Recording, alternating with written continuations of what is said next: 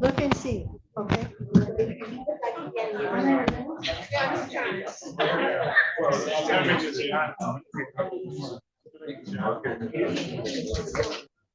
Oh, he would.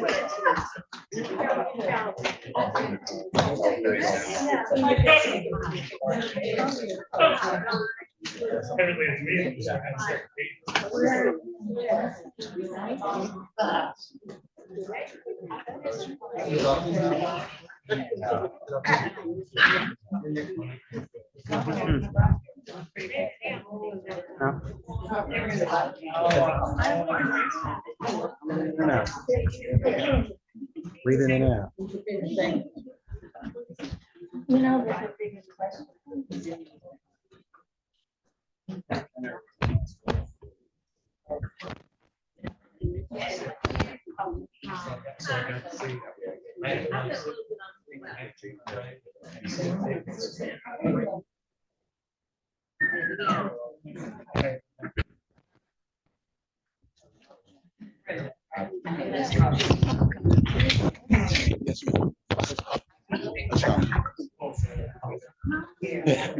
It's gonna be fine. It's gonna be fine. Good evening, ladies and gentlemen. It's my pleasure to welcome you to the sit. The mic is on. The mic is on.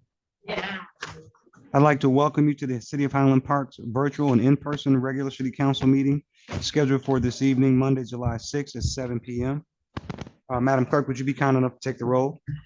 Councilman Ashafi, Present. Councilwoman Manica. Here. Councilwoman Martin. Here.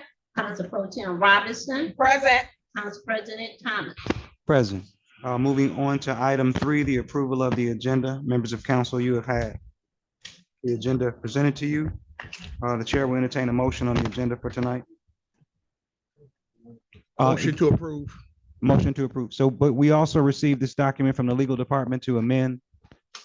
Yeah, motion to approve with the amendments from legal. Thank you very much. Do we have support? We'll go ahead and call the roll on the approval of tonight's agenda. Councilman Ashafi, Yes. Councilwoman Manica. Yes.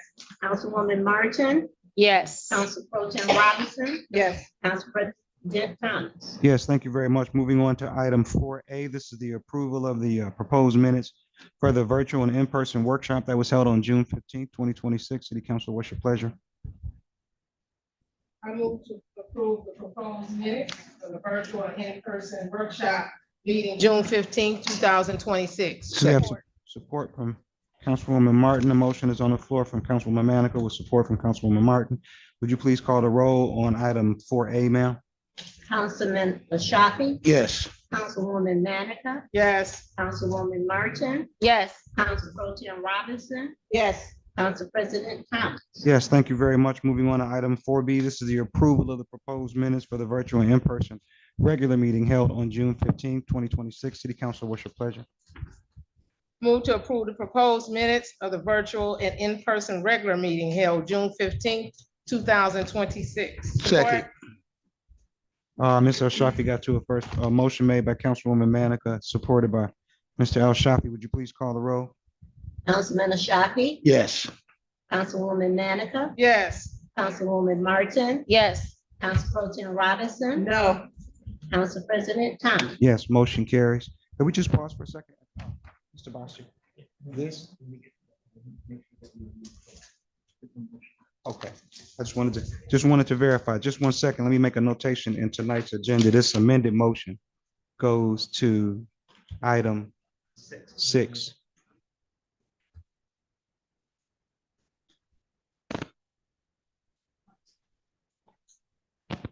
Thank you. This is the time we will turn the floor over to Mayor McDonald to address the council and the community. Mayor McDonald, if you would. Hello, everyone. Hello, everyone. Good evening. I don't have much. I just want to thank some people who came out with the cleanup. There was people cleaning up. Some of the dumpsters are still out there. So if you have stuff to put in the dumpsters, this is a good time to get it out before they pick them up. They did not pick them up on Monday, so it'll probably be the rest of the week, hopefully. If you find one that's empty, I see a lot of stuff was put in them, that's great. So we have to pay for them, so we want to use them. Make sure you look in your neighborhood, if it's not in your neighborhood, if you got somebody who can carry stuff, please, or park stuff in your cars or trailers, whatever, please get it in there. We won't have this again this year, unless the city council members do their districts, but we want to make sure we're utilizing these, so get rid of your stuff. This is a good day to do it. This week is a good day to go. Also, on tomorrow, I see a lot of faces. I want to make sure people know when and where meetings are. This Wednesday, please come out at 10 a.m. to my coffee and conversation. 10 o'clock. Come and get your questions answered. Please, I say this every meeting out just about. Come and ask your questions directly to me. If I can't answer them then, I can give them answered after that and send you the information. You want to see more than the people, I see a few of y'all that come all the time. I've been trying to get more people every time, so please come out. Tell your neighbors. It is at the Justice Center, 10 a.m., 10 to 11. Come. We have good conversations. We have hard conversations. Sometimes conversations can get a little heated, but they're still conversations, and that's what we want to have. And Wednesday evening, after all the frustration at 10, come back at 6 over to the rec center. It's jazz from my summer music series. Free. Come out. We'll be outside. Hopefully it's not raining. And just come enjoy some jazz if you're not going downtown. They charge, we don't. Come on, get out. I got 3 artists. One of them is well-known in Highland Park, and that's Deborah Jackson, and she'll be performing, so come on down. This week is really filled with a lot of activities going on. Check your emails or in your text messages if you have not. It's a lot going on. We have a lot of meetings this week. Please do. I want to thank the police department. They are on top of everything. They've been getting a lot of calls and they've been responding just like that. I just got a call from one of the people in the audience telling me that they responded to a person collapsed on the street. within less than a minute. And, so I'm glad to hear that they're out there. And they did give him some medicine to revive him, to get him to the hospital. So if you see him, just say thank you. Sometimes it's his morale, it builds their morale up. I think that's all I got right now. All right, thank you. Thank you, ma'am. Okay, ladies and gentlemen, if you have not had an opportunity to take a look at the agenda, I believe there's some in the gallery. We have a section for citizens' comments, 2 minutes on agenda items only. At the end of the meeting, we will set aside time for general comments to be made to city council. But right now, in this first section, we're looking for citizens' comments on the agenda items only. So if you have something that you would like to speak on related to tonight's agenda, please feel free to queue up at the podium. After you state your name, I'll start your time. Good evening, sir. Good evening. My name is Joshua Chartier, 94 Rhode Island Street. This is about agenda item 10, the water department. Agenda item 10, tonight's resolution authorizing contract awards to DVM Utilities, Lakeshores and Lakeshores Global for the FY 2026 Clean Water State Revolving Fund Sanitary Sewer Rehabilitation Project, phases A and B. Before this council approves new contractor awards under the city's Clean Water State Revolving Fund program, residents deserve to know what oversight exists to prevent what has already happened once this year. On March 7th, 2026, my home at 94 Rhode Island Street flooded because an excavation pit left open and underwatered by a contractor working under the city's lead service line replacement program, funded through the same CWSRF mechanism the city council is about to extend, stay adjacent to my foundation unrestored for months.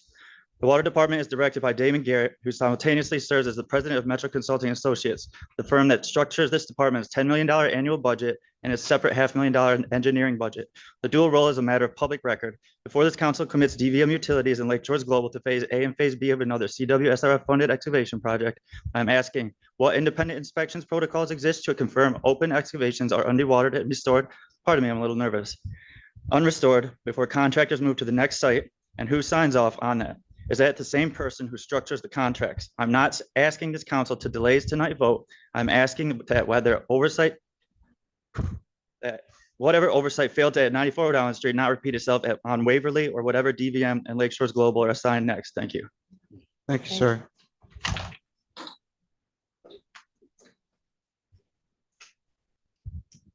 Good evening. My name is Janet Spite White. And first of all, I'd like to speak on the safety. And we all have the First Amendment rights, right? Last time I came and spoke about safety for Highland Park, it was brought to the school board. So they think I don't have a First Amendment right. This is my First Amendment right to speak on the safety on where I live.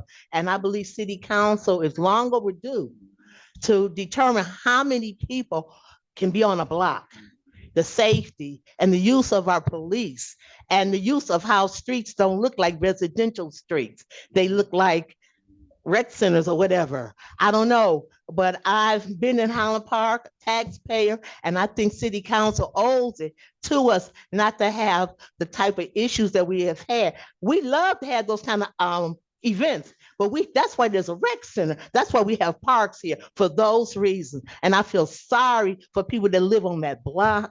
I live not far from it. I can hear the noise. I have to be bothered with what goes on around there. And it's not fair. No one else is doing it. And I'd like to thank council. Thank you very much. Thank you, ma'am. Thank you. Are there other citizens who'd like to be heard on tonight's agenda?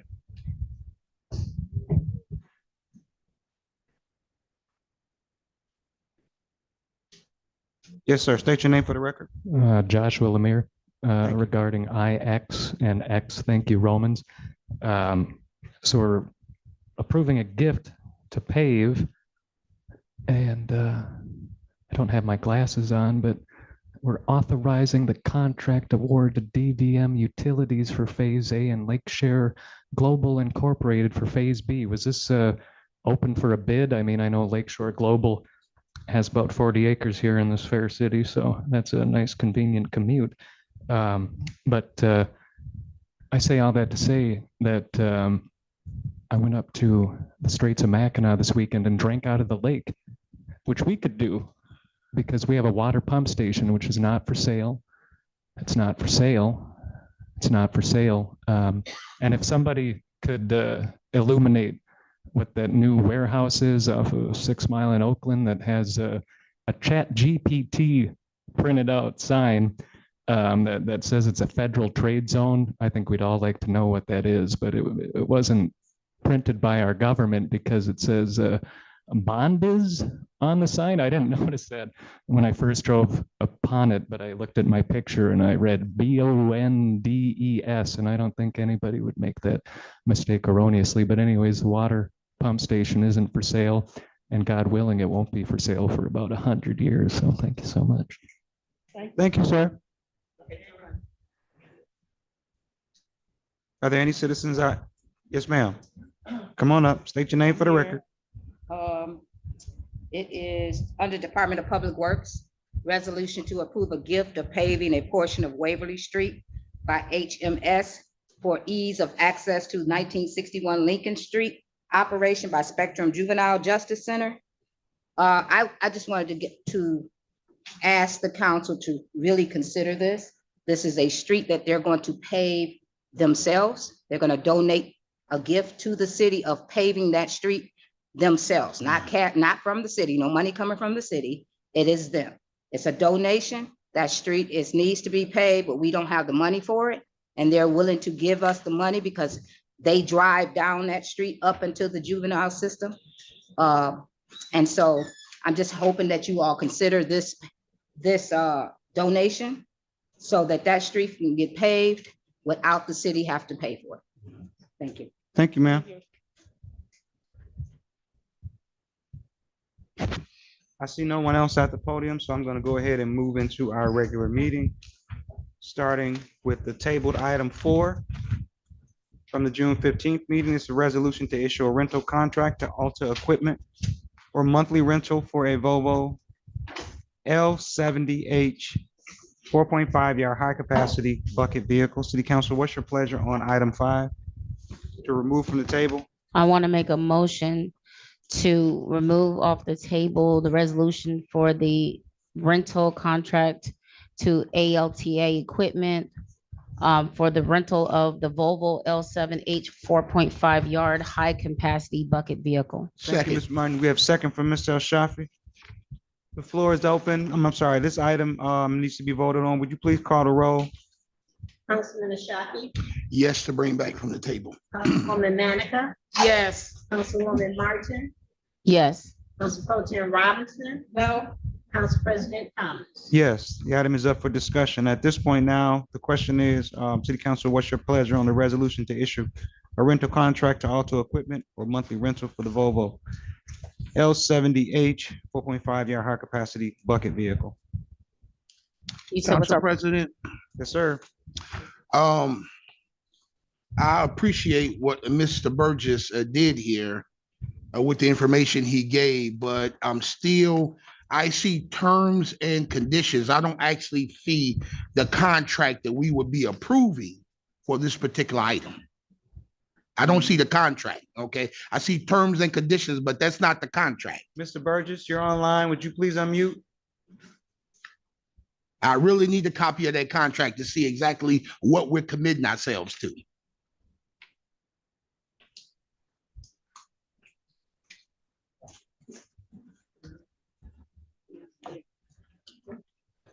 Yes, sir.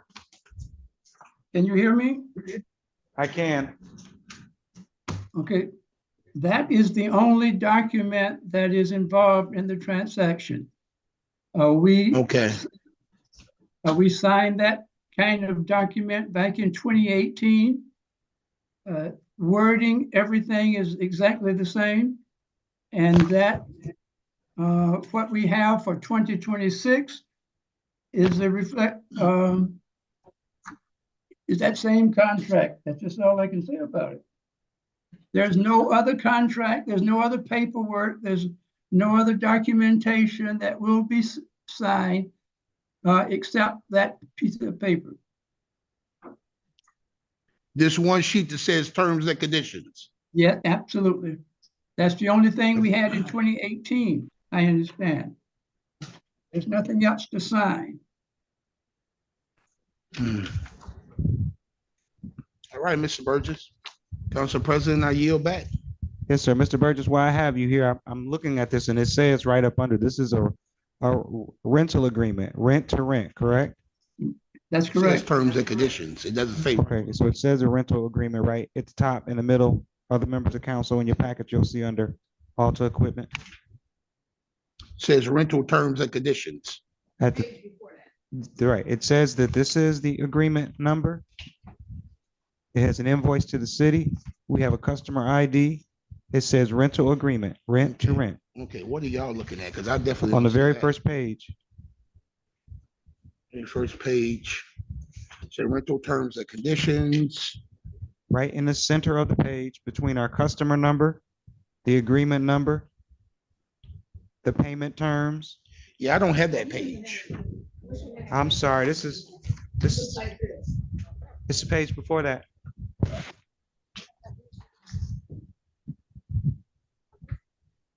Okay. Yeah, That's the closed section document. That's the closed session document. mm. All right. You Thank have this one? Yeah, I got it. No, this one. Everything's more legible on this. Yeah. Yeah, I got it. Okay, Madam, would you please call the roll? Councilman Ashafi, I'm gonna say no. Hold on a second, hold on a second. Did we make a motion? Yes, there was a motion. I wrote it Say, down did we here. make a motion? No. To take, this was to take it off of, I'm sorry. Right. But we didn't make a motion. to You know what? approve. Just let me pause here for a second. The chair will entertain a motion on item 5. We took it off the table again. You took it off the table, so the chair will entertain a motion to approve the resolution. I want to make a motion to approve the resolution to issue a rental contract to Alta Equipment for monthly rental of Volvo L770H 4.5 yard high capacity bucket vehicle. Chair will offer support. Madam, would you call the roll? Councilman Ashafi, For what we're paying on the rental, Council President, I'll tell you, but by the end of the year, we could have bought this machine 2 times. I'm going to say no. Councilwoman Manica,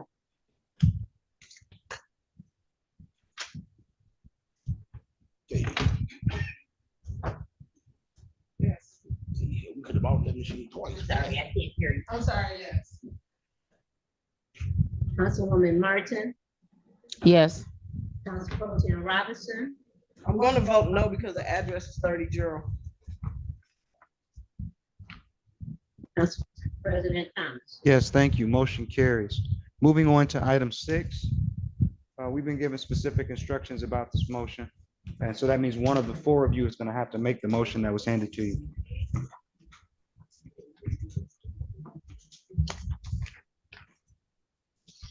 I move to go into closed session pursuant to Michigan's Open Meetings Act, MCL 15268 E, to consult with its attorneys regarding trial or settlement strategy in connection with the following specific litigation. As Sup- discussion during the open meetings. Support. Read the whole thing.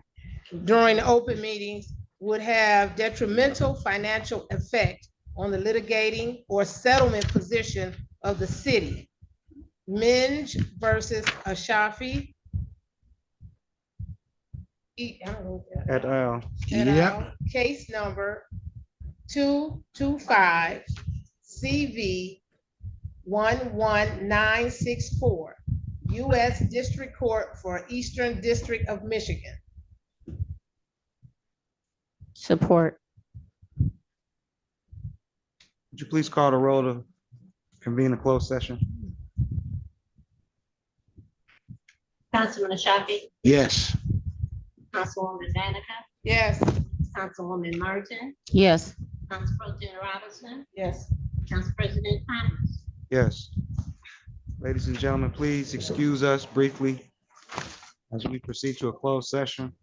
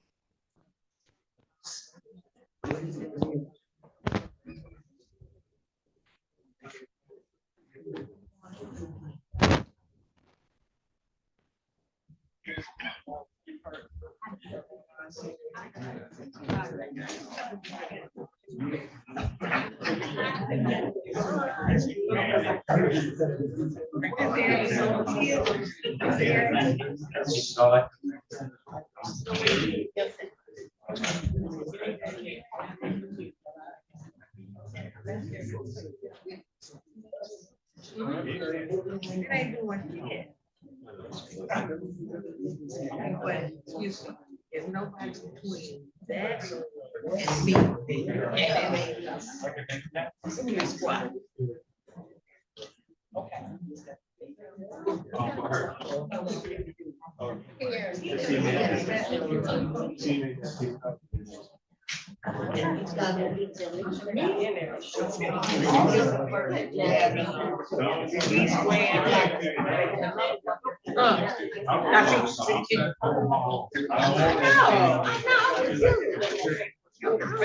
I am.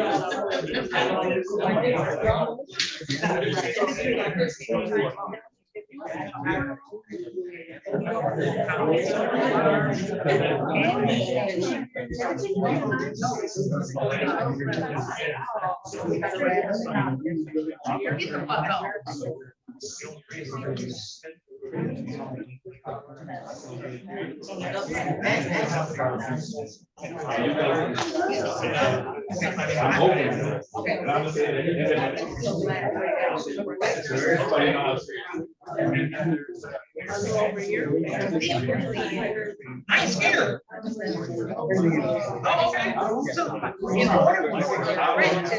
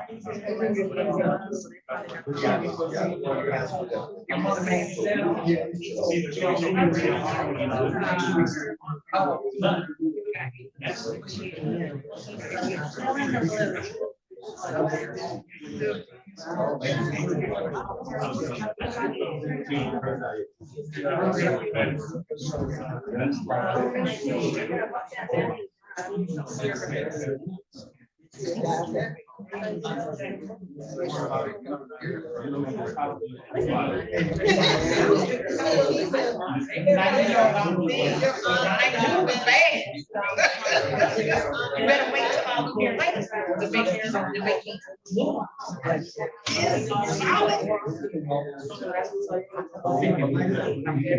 Either way, or the higher. I want to do the higher.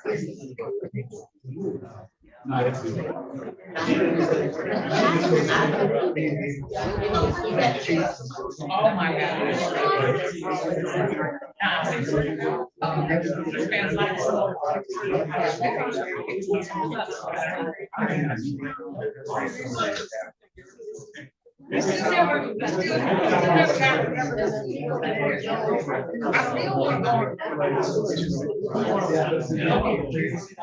But I gotta go before November first.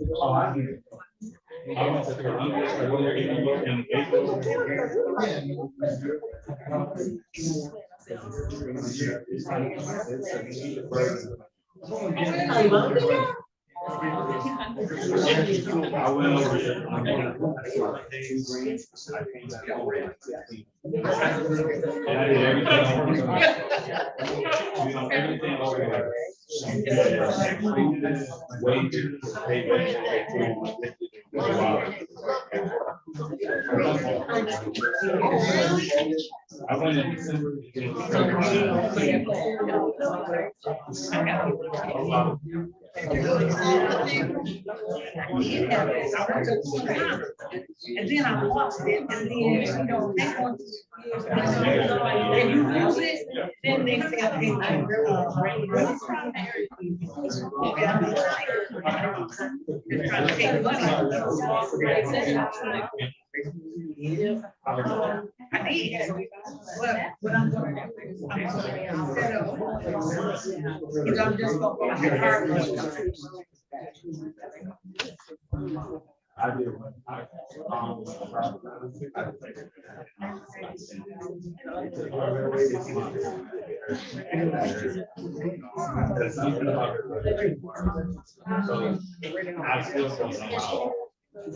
She was born in 90. On her birthday. That's how much they come.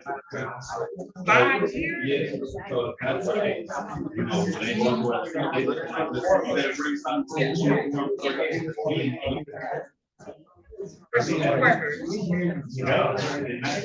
They still want to see it. It's no way that service is gonna start 1995 and I'm born in 1995.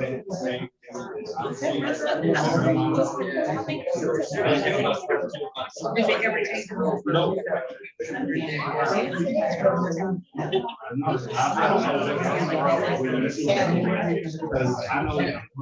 it was the nurse. Just like I had to go get my name changed. Instead of saying, wait, what's the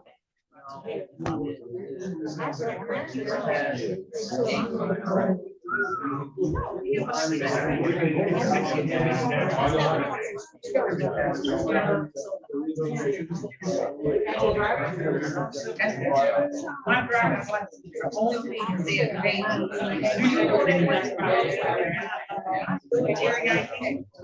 But she said,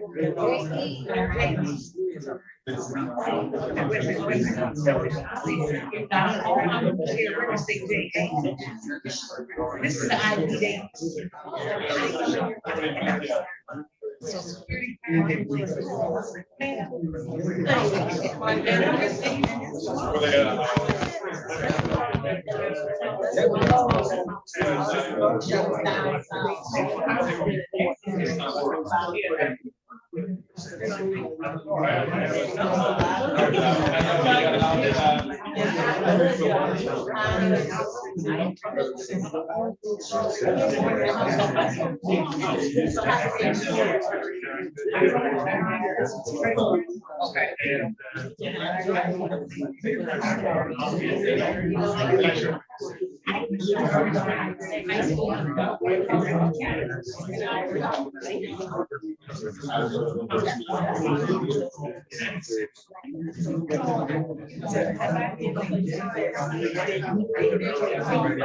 So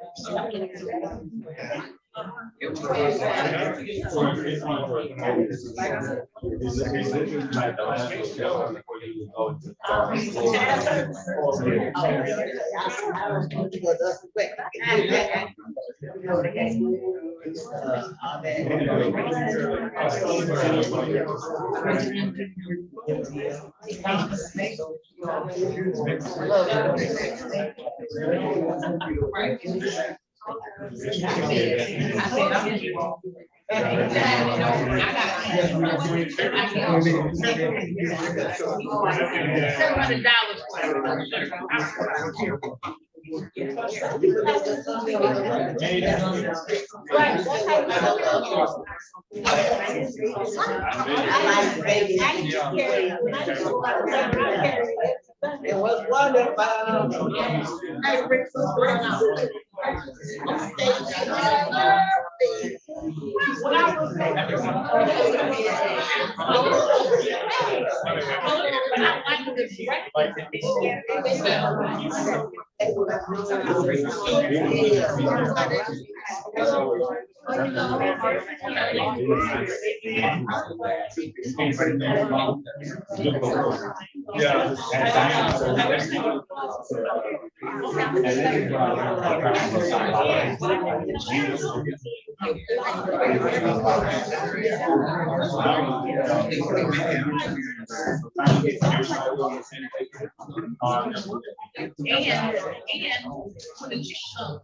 Everybody look at it, they look at what they eat, and then they say, okay, I'm getting $30.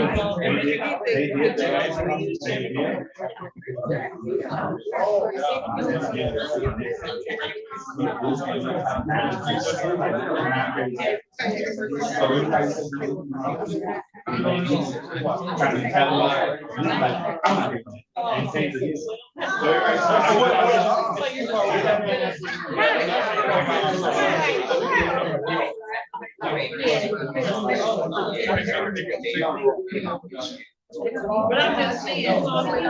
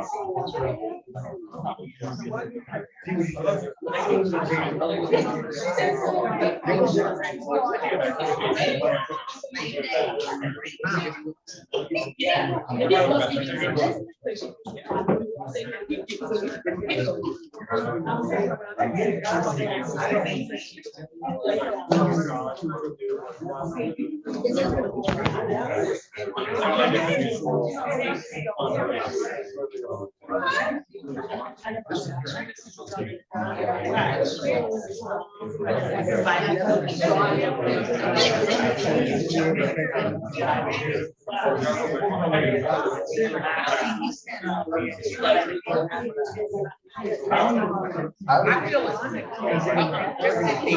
Just sit down. I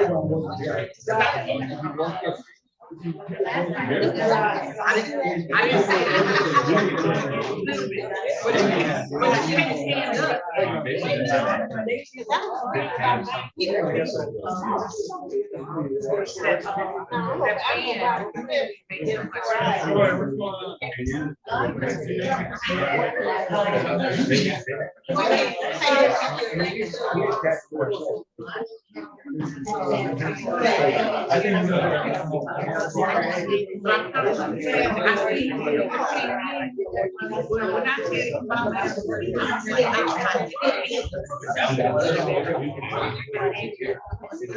okay, but not here.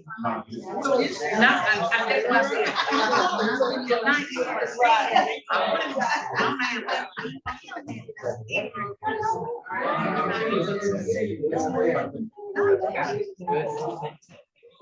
Not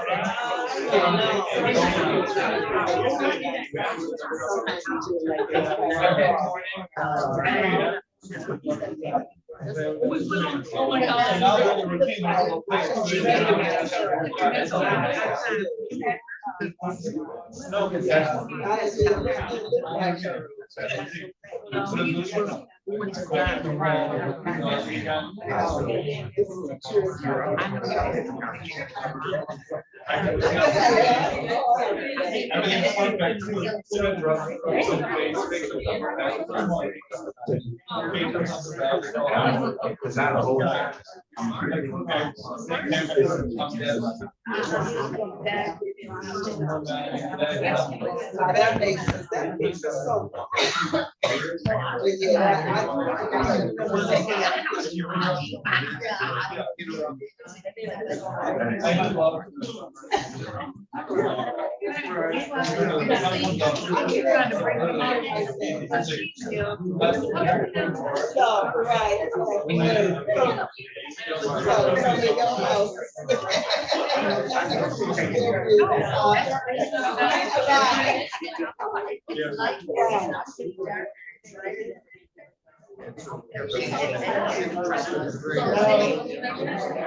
I'm glad you had a good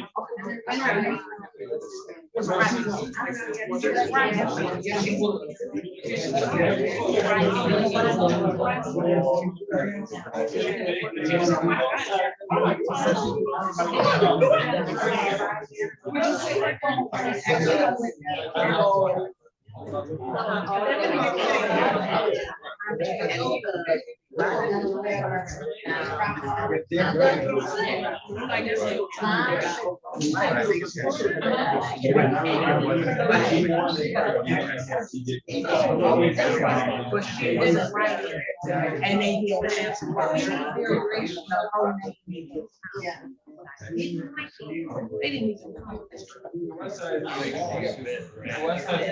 I said, so he's my fault.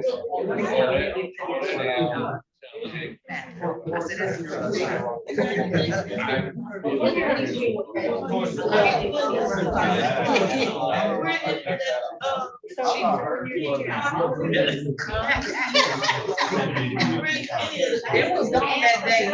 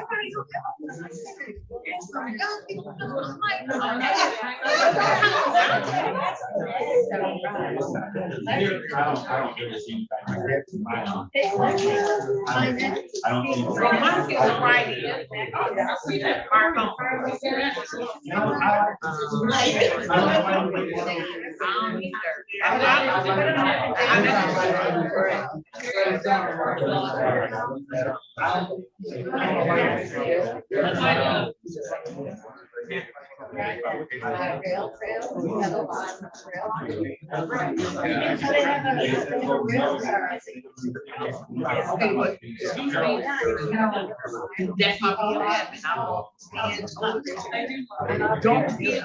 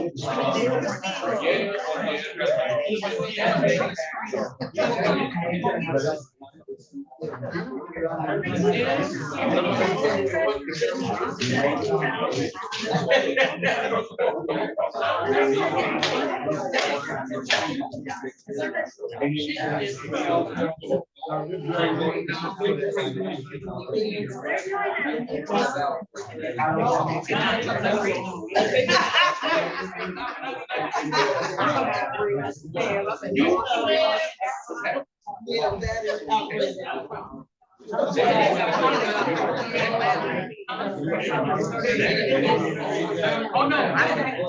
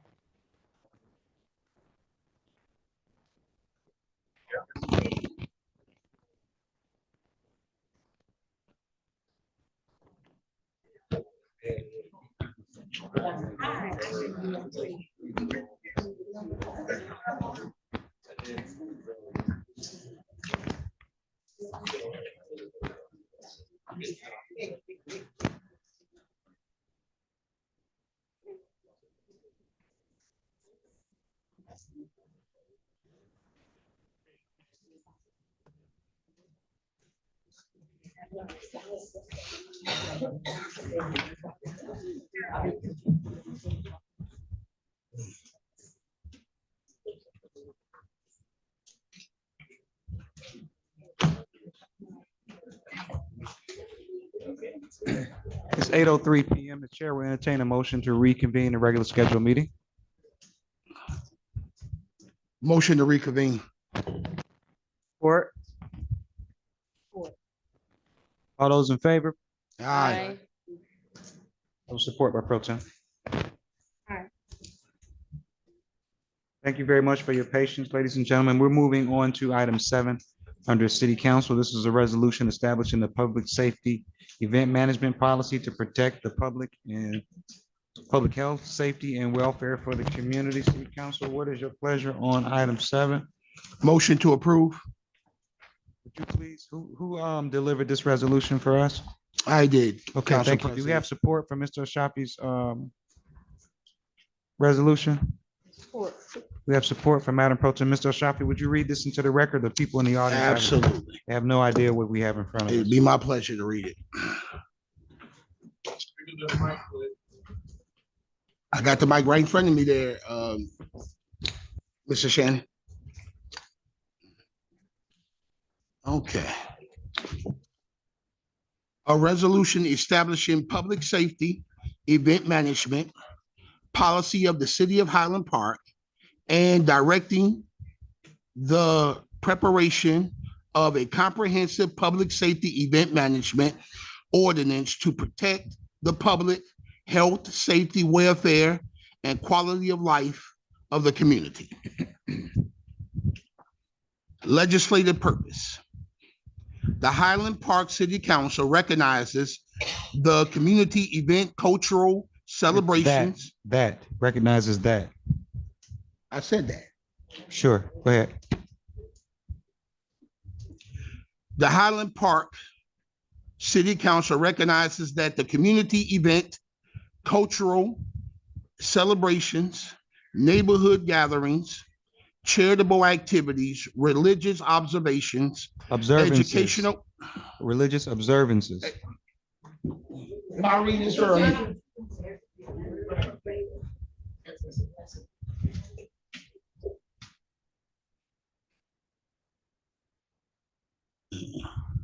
Education program, festivals, demonstrations, and other public assemblies contribute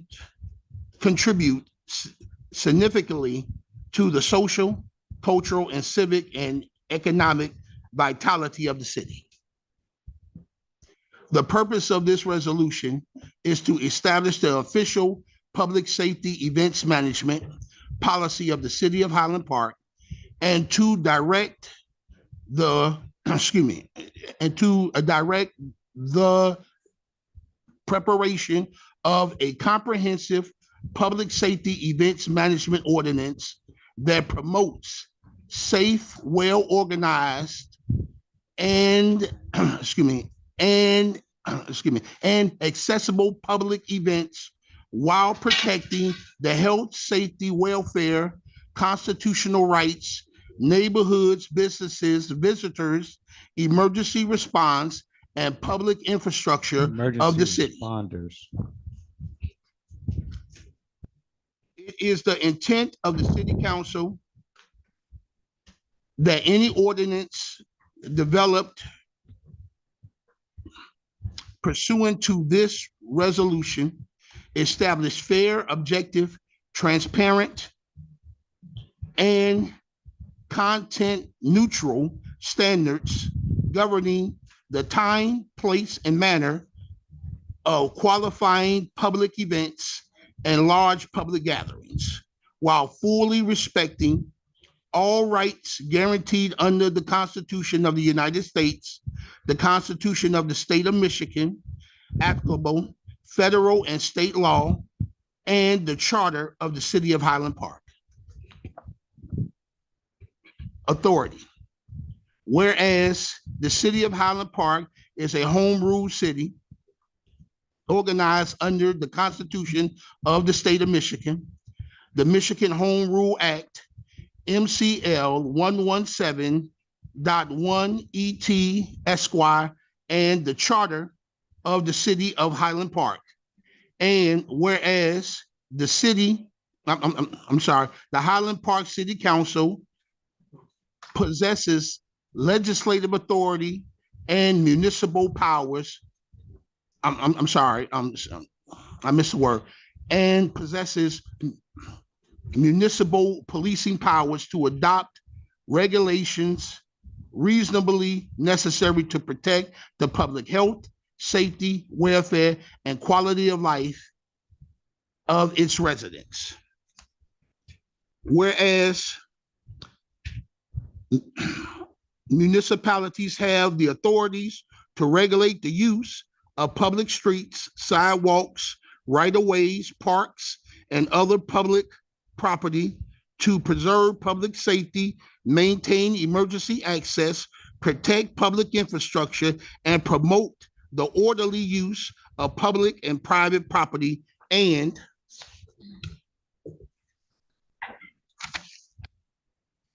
whereas the city council recognizes that protecting the public health, safety, and welfare is amongst its highest governmental responsibilities, and that proactive planning for public events serves a compelling public interest. Legislative findings. Whereas the city council recognizes that properly planned community events strengthens neighborhoods, encourages public participation, supports local businesses, celebrates the city's diversity, and enhances the quality of life for residents and visitors alike. And whereas the city council further finds that public events conducted without appropriate planning and coordination of public safety measures may result in traffic congestion, illegal or unsafe parking, blocking public streets and sidewalks, obstructed emergency vehicle access, fire and life safety hazards, excessive noise, sanitation and litter concerns, damage to public infrastructure, increased demands upon police, fire, emergency medical services, public works and code enforcement personnel, unsafe crowd conditions, and other affecting the public health, safety, welfare, and peaceful enjoyment of surrounding neighborhoods. And whereas the city council further finds that recurring events conducted at the same locations may create, I'm sorry, I don't know that word, I'm sorry. How you say it, Ms. Martin? Okay. You prepared this document, right? I tell you, cumulative impact upon the neighborhood, multiple infrastructure and city services that warrant additional review and planning. And whereas the city council recognizes that all residents have the right to the peaceful enjoyment of their homes while balancing the city's interest in encouraging community events and protecting constitutionally protected activities. Whereas the city council finds that establishing clear, objective, and consistently applied standards for public events planning will improve transparency, accountability, fairness, and public confidence in the city's permitting process. And whereas the city council further finds that, that regulation adopted pursuant to this resolution shall be administered without regards to the content of speech or the political, religious, charitable, cultural, and social purposes of any lawful event, and shall instead be based solely upon objective public safety considerations. And whereas the city council finds the advanced coordination among city departments, events organizers, residents, businesses, and public safety agencies improve emergency preparedness, reduces avoidable risk, and promotes successful community events. And whereas the city council determines that it is in the best interest of the city of Highland Park to establish a comprehensive public safety events management policy and direct the preparation of a public safety events management ordinance consistent with the legislative findings and policies directives contained in this resolution. Now therefore be it resolved, the Highland Park City Council hereby establishes the public safety events management policy of the city of Highland Park and declares it to be the official policy of the city to encourage safe, well-organized, inclusive, and successful public events while protecting the public health, safety, welfare, constitutional rights, neighborhoods, businesses, visitors, emergency responders, and public infrastructure. Section 2, council policy, events, classifications, and legislative directives. Be it further resolved that the city, that the Highland Park City Council hereby direct the city attorney in consultation with the city manager. It's in consultation, and we I don't said have a that. city manager. Excuse me. It said with the city manager, We don't have a city manager. police department, fire department, the Department of Public Works, building department, code enforcement, department, planning commission, recreational department, and other appropriate municipal departments to prepare a comprehensive public safety events management ordinance consistent with the findings, policies, and legislative intent established by this resolution. The proposed ordinance shall establish a fair, objective, transparent, and content-neutral permitting system designed to encourage communities, events while protecting the public health, safety, welfare, neighborhood, quality of life, emergency response capabilities, and public infrastructure. Legislative policy. It shall be the policy of the city of Highland Park that all qualified public events be planned and conducted in a manner that A, protects the public health, safety, and welfare, B, preserves the peaceful enjoyment of residential neighborhoods,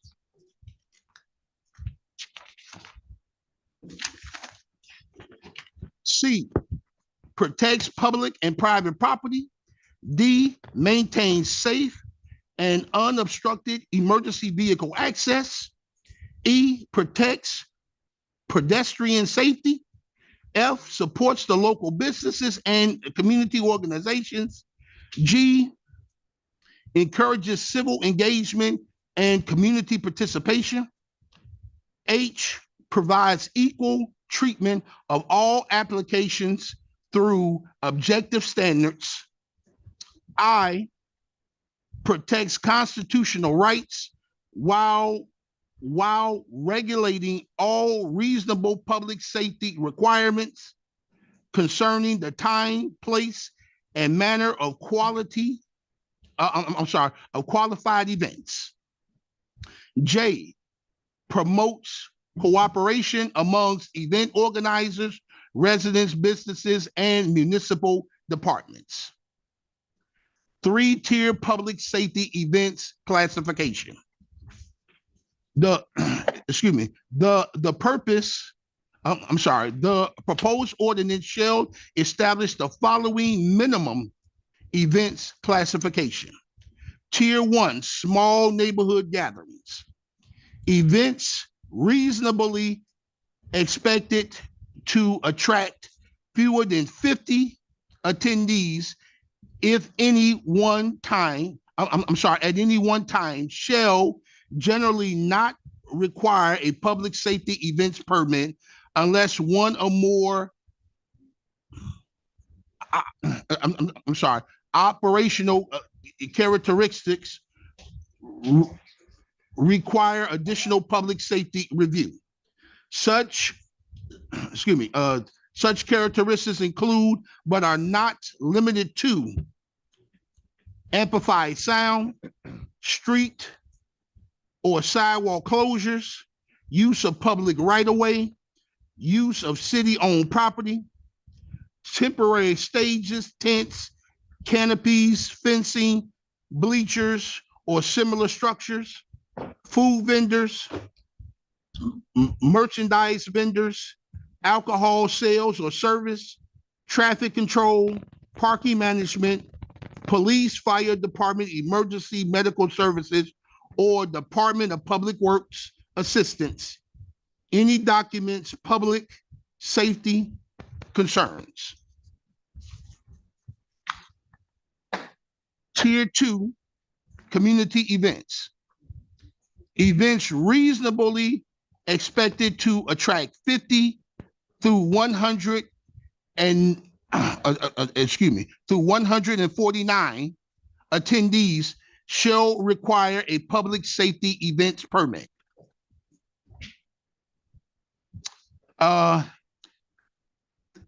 ordinance shall require applicants, when appropriate, to submit a complete permit application, a site plan, a traffic management plan, a parking management plan, an emergency access plan, a crowd management plan, a sanitation and cleanup plan, emergency contact information, proof of insurance when required by the city, and any additional information reasonably necessary to evaluate public safety impact.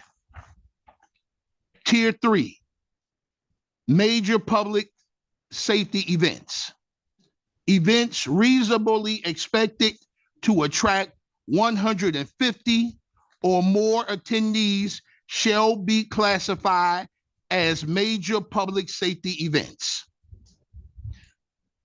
The ordinance shall require that every Tier 3 major public safety event receive: 1, review by the Public Safety Event Review Committee; 2, review and recommendation by the Highland Park Planning Commission; and 3, finally, final approval by the Highland Park City Council before any permit is issued.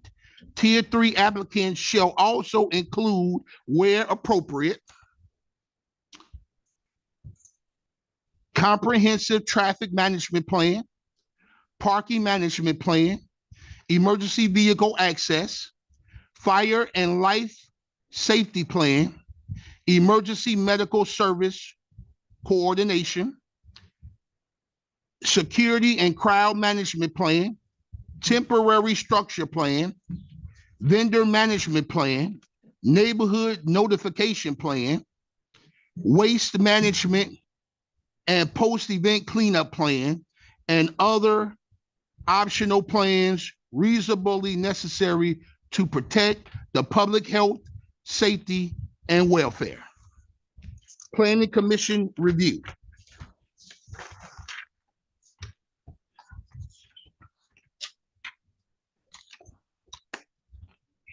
The ordinance shall require the Planning Commission to review all Tier 3 major safety events applications and provide a written recommendation to the City Council.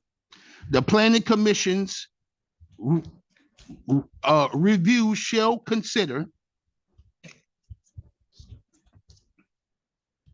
compatibility with surrounding land use,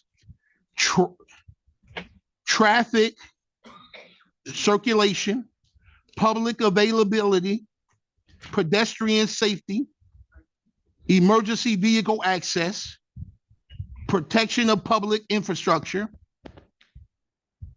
consistency with applicable zoning regulations, consistency with the city master plan, and other objective planning considerations relevant to the proposed event.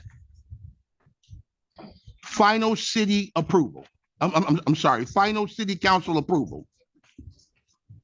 The city council shall retain final authority to approve with reasonable conditions, postpone pending additional information,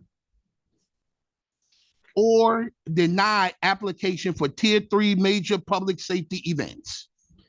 Any denial of or approval subject to significant conditions shall be supported by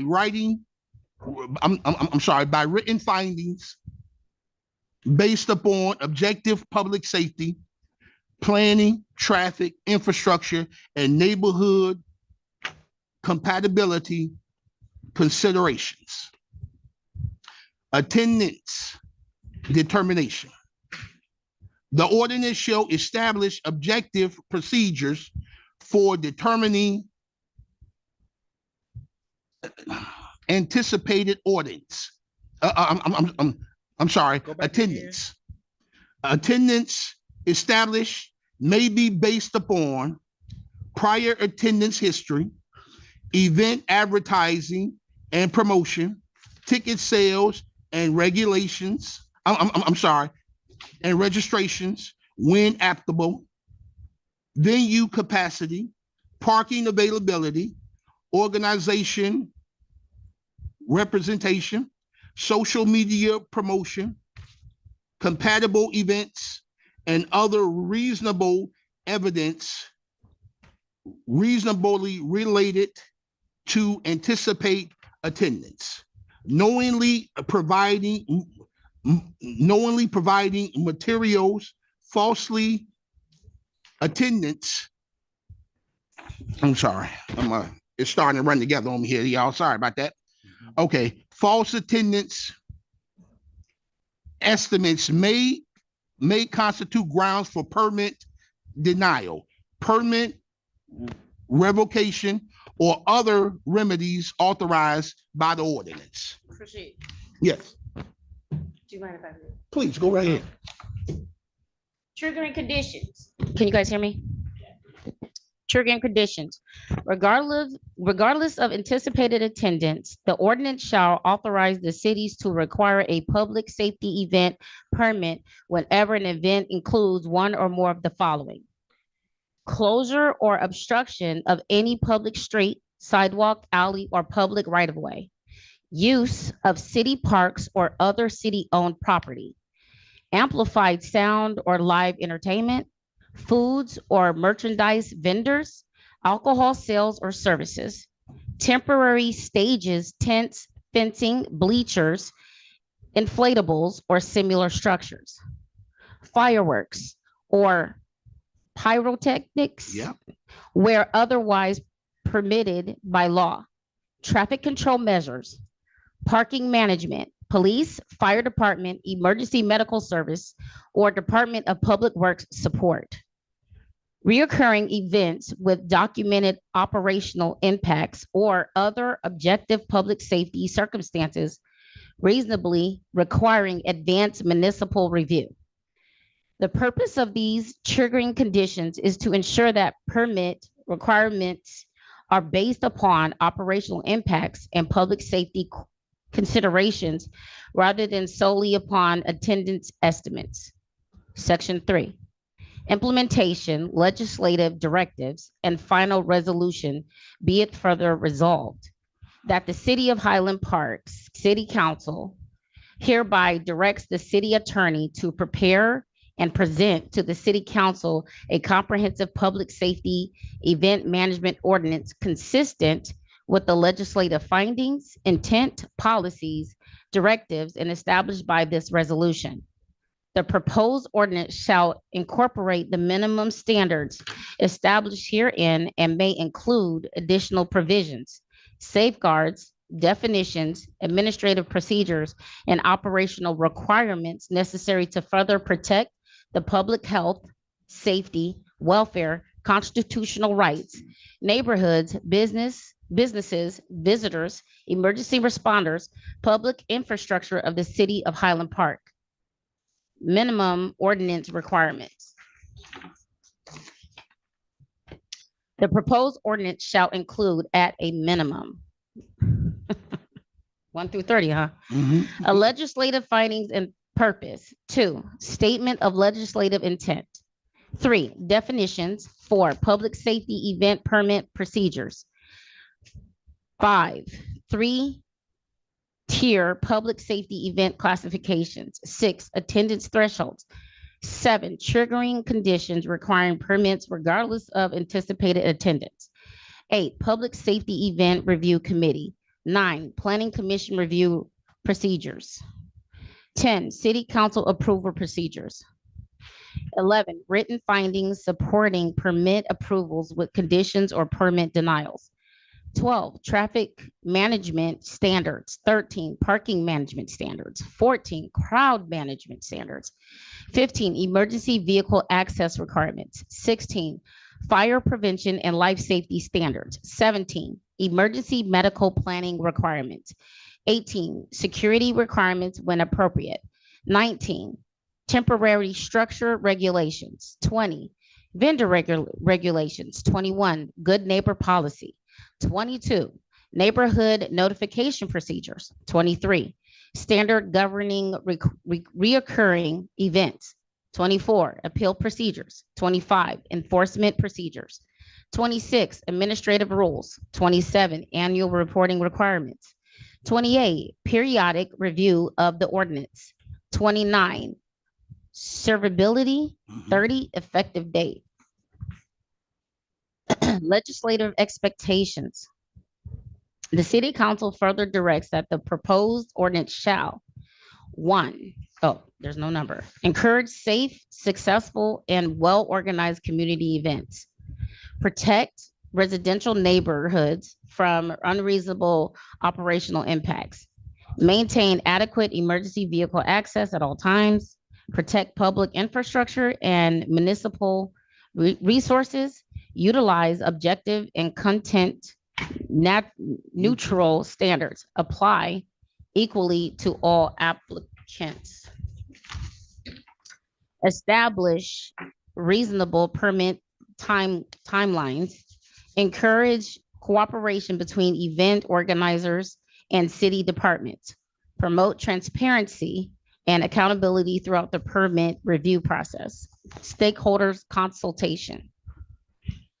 The city council encouraged the city attorney and city administration to consult with neighborhood associations, residents, local businesses, faith-based organizations, nonprofit organization, event organizers, public safety officials, community stakeholders, and other interested parties during preparation of the proposed ordinance. Legal review.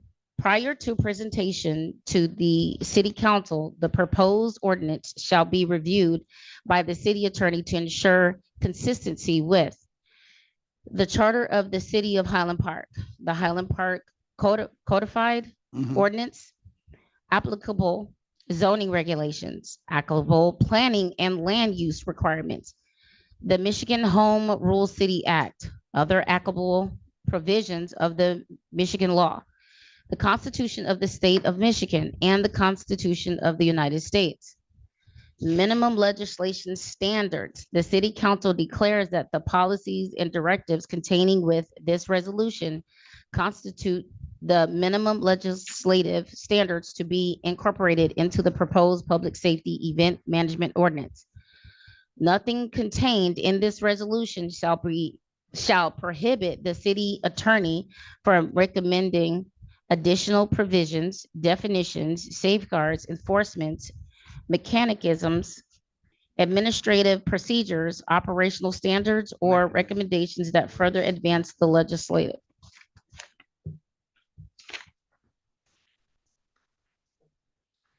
Intent of this resolution, while protecting the public safety, welfare, constitutional rights, neighborhoods, businesses, visitors, emergency responders, and public infrastructure. Continuing policy of the city, by it finally resolved that the Highland Park City Council declares it to be the continuing policy of the city to encourage safe, vibrant, inclusive, and successful public events while preserving neighborhood quality of life, protecting constitutional rights, safeguarding public infrastructure, maintaining emergency preparedness, and promoting the public safety, public health, and welfare of all residents, businesses, visitors, and event participants. The city council further declares that the purpose of this resolution is not to discourage community events or lawful public gatherings, but further to establish a fair, objective, transparent, and content neutral fair framework of the preparation of a comprehensive public safety event management ordinance that balances community engagement with responsible public and safety planning. Servability. If any provision, subsection, sentence, clause, phrase, or portion of this resolution is held invalid or unenforceable by a court of competent jurisdiction, such determination shall not affect the vitality or enforceability of the remaining provisions, which shall remain in full force and effect. Effective date. This resolution shall become effective immediately upon its adoption by the Highland Park City Council. Adopted by Highland Park City Council at duly noted meeting held by blah, blah, blah, on day of City of Highland Park. Mayor attests city clerk certification hereby certifies that the foregoing resolution was duly adopted by the Highland Park City Council at a lawful notice of a public meeting on today's date. On this day of this year. Okay.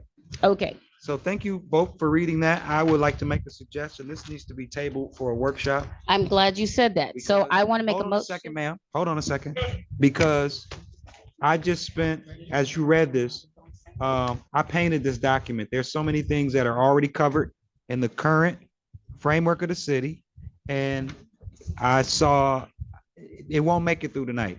We'll be here till midnight. So let's make a motion to table it. So that because I have to ask the very first question. It starts off saying a resolution to establish a public safety event management policy. Halfway through the document, it switches to ordinance. Further in the document, it suggests that we should compel the legal department to, let me finish, I'll let you. And then we are further compelled to have the legal department create an ordinance based off what we have here. It involves the participation of 9 different internal agencies, the internal departments, the city attorney, the business administrator, the police department, the fire department, Department of Public Works, the building department, code enforcement, planning, recreation, and it further directs the planning commission to adopt procedures, of which I'm very certain that everybody on this council does not know how the planning commission operates. If I really wanted to paint, I could paint this whole document with this highlighter. There's so many things in there it's wrong. And the AI, the chat GPT will generate anything you ask it for. But before, again, to table it, because I have the question, where is the comparable? Because this is, again, where is the comparable? What are we comparing it against? Because right now, Park Place has an event in a week. And then if we have 5 or 6 major events in 365 days, that this will cover 5. And I'm already thinking of the Parker Pride Parade. I'm already thinking of the Juneteenth.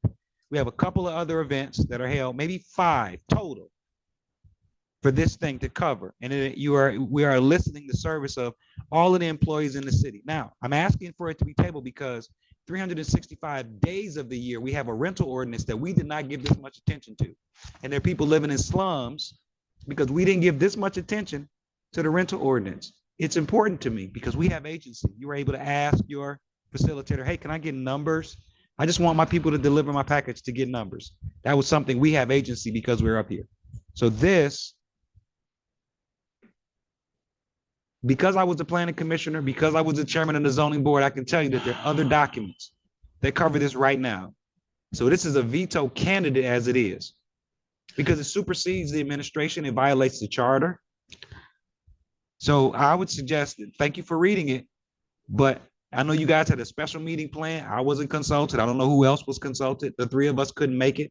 So that tells me that this document that was created probably by a bot did not take into consideration the current Mr. President ordinances or the current things on the book or the fact that these decisions are made by the administration. So I said all I'm going to say. If you wanted to add something to okay, Mr. President. So I'm in agreement with this. I think that we still got to read these other ordinances tonight too. We'll be here till midnight.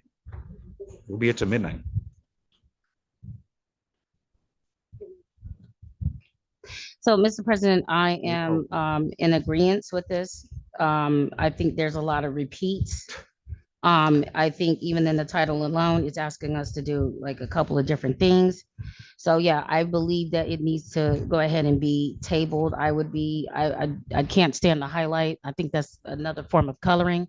So what I will say is let's go ahead and table this. So I want to make a motion to table the resolution established.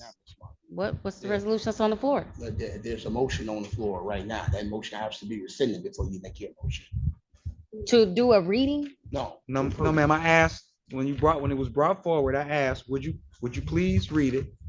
This No, was, no. the motion was Council made There was by a Ms. motion made Manica. to It was approve. supported by Ms. No, Martin. sir. No, sir. It was made by me to approve with Ms. Robinson supporting. I'm sorry, I wrote down right here, maybe I was wrong. It says You are correct. You are resolution to incorrect, establish. sir. Am I wrong? Did you not Yes. make that motion? If you look back on the video, it was. I'm gonna take your word for it, Mr. Al Shafi. Move for approval by me. The motion was supported made by Council Pro Tem and Mr. Al Shafi, so that in order for you to do that, Ms. Martin, they would have to rescind. Right now, there's a motion on the floor to approve it as it is. If you want to take the vote on that, we can. Okay. But it's a veto candidate if we do so. Okay, well, let's go ahead and take the vote. Then we have a motion on the floor made for item 7, made by Mr. El Shafi, was supported by Council Pro Tem Robinson. Would you please call the roll on item 7? Councilman Ashafi. Ma'am, Can he rescind it? I'm not going to rescind. he made it clear he was not. Okay, Yeah, let's go. Let's go with the vote, please. So we go ahead and vote because it's going to go to the administration either way it go. And they will decide from that point on as to what they want to do. Okay, so let's go ahead. Madam Clerk, would you be so kind? Councilman Ashafi. Yes. Councilwoman Manica. No. Councilwoman Martin. No. Council Pro Tem Robinson. Yes. Council President Thomas. And No, that's the end of thank that. you. Moving on to item 8. y'all have Hold on, I Hold want to make a up, motion wait. to table. Wait, No. It's too late. already failed.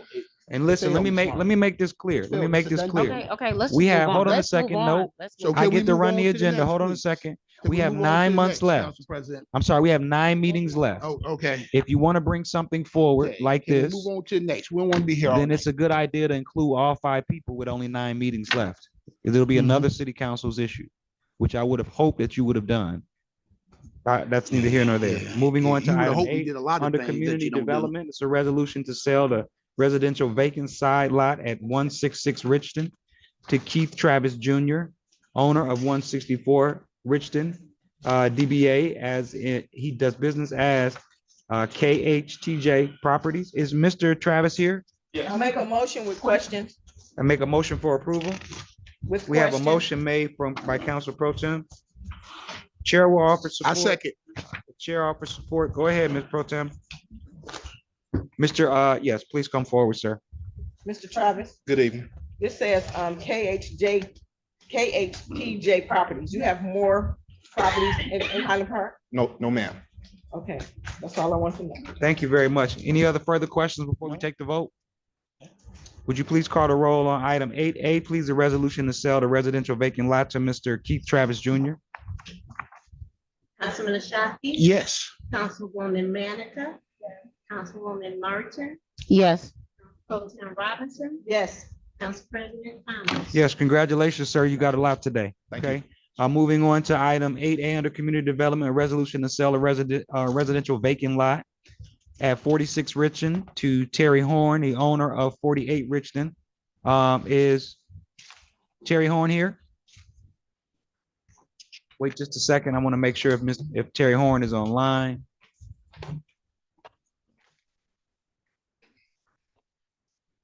Do we have a representative for Terry Horn in the room? Jeez. Council, what's your pleasure on item 8B? Motion to table. Would you please call the roll on tabling item 8B, ma'am? Who supported? I would second. The motion was made by Mr. El Shafi, supported by Ms. Manica. Councilman Ashafi. Yes, to table. Councilwoman Manica. Martin. No. Council Pro Tem Robinson. Yes, to table. Council President Thomas.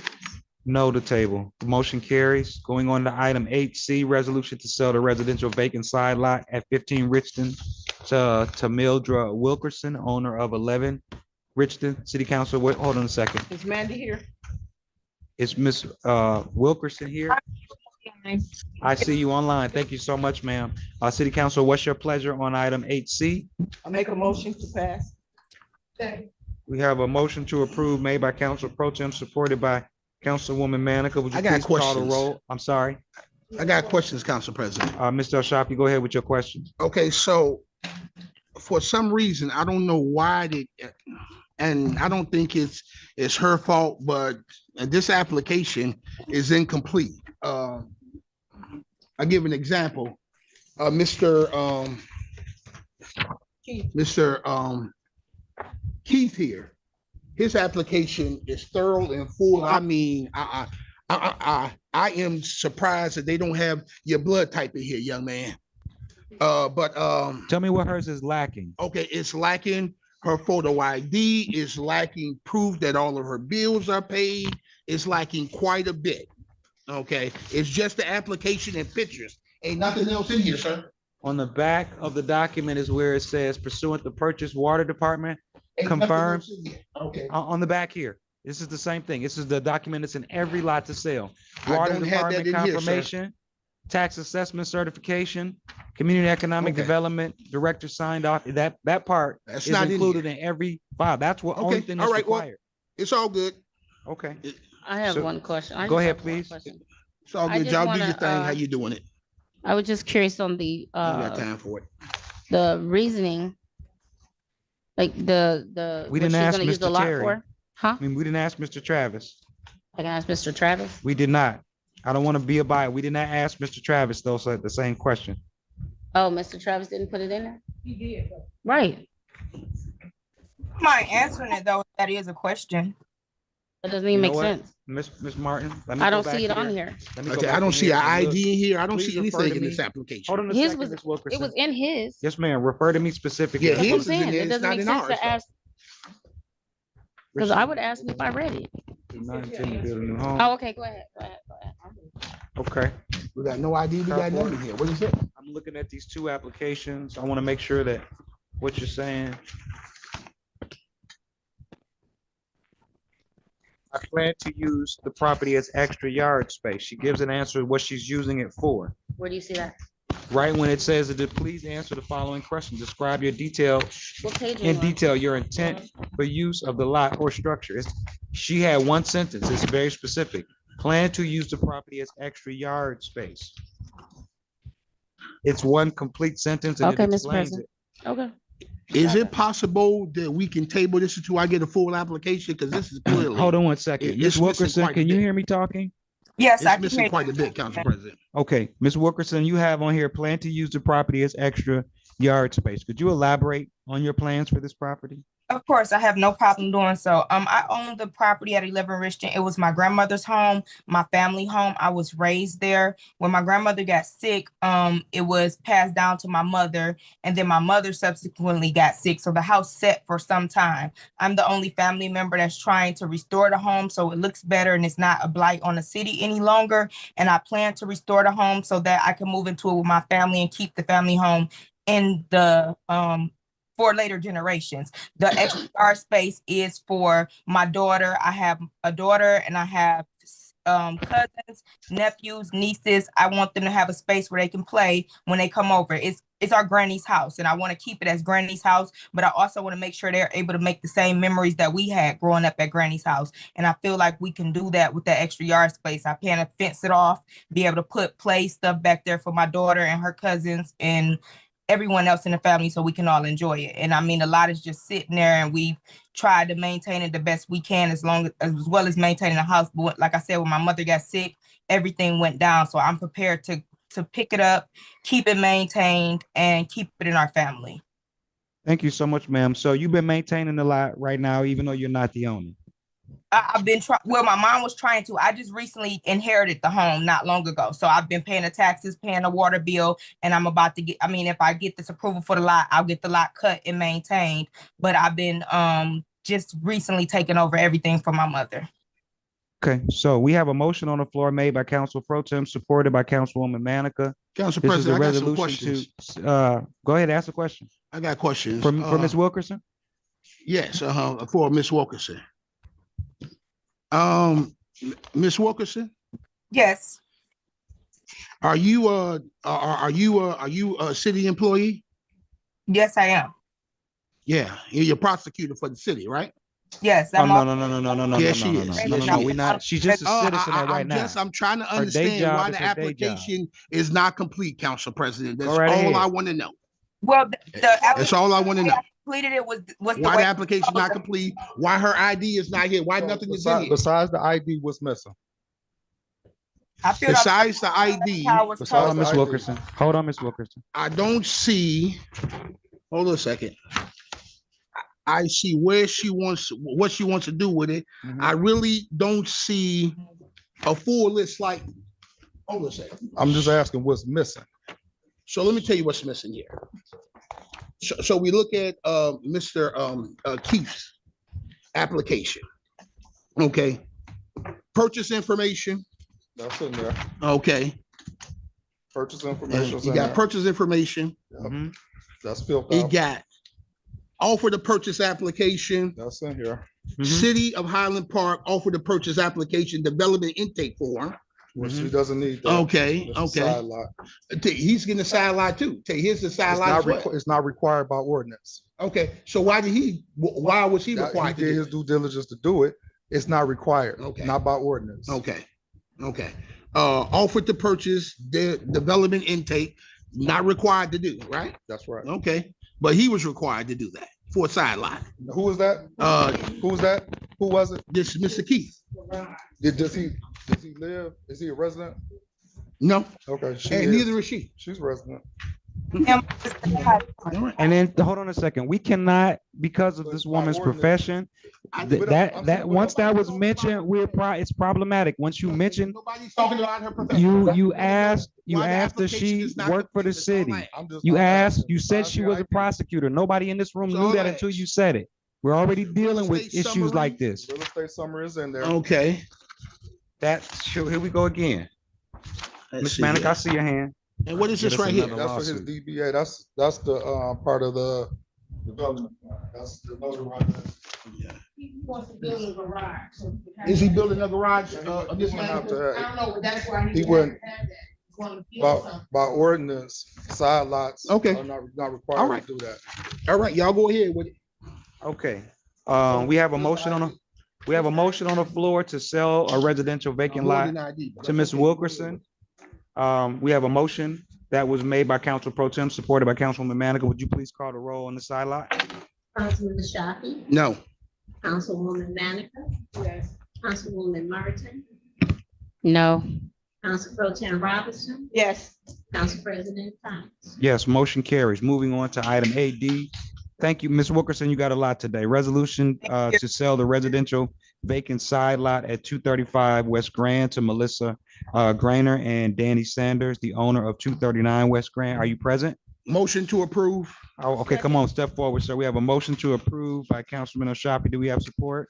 Yeah. I mean, everybody They're supports good to it? go.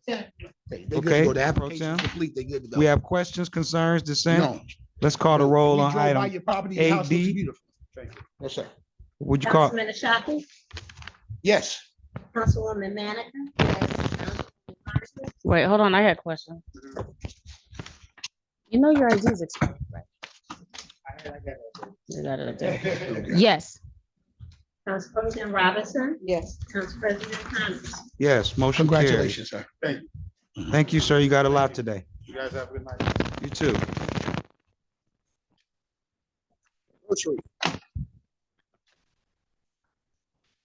Chair will entertain a 5-minute recess. I move to have a 5-minute recess. All those in favor, Aye. be in recess for the next 5 minutes.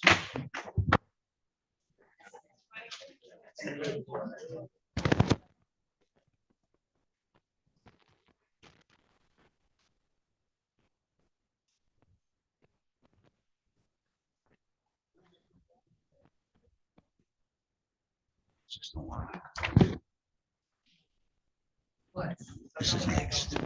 Okay, that's next.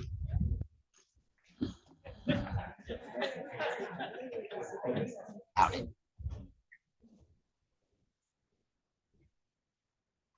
I know, right?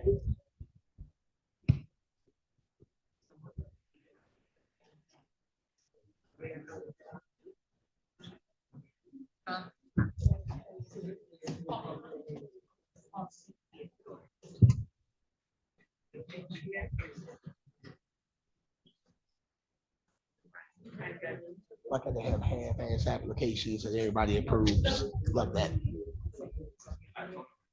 Hey, God bless America.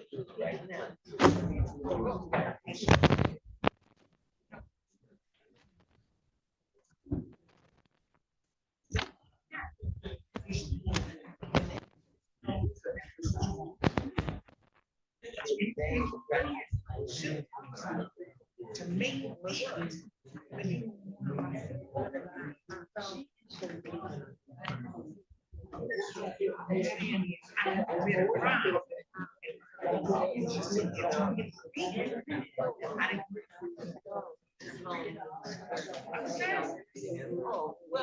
First one here.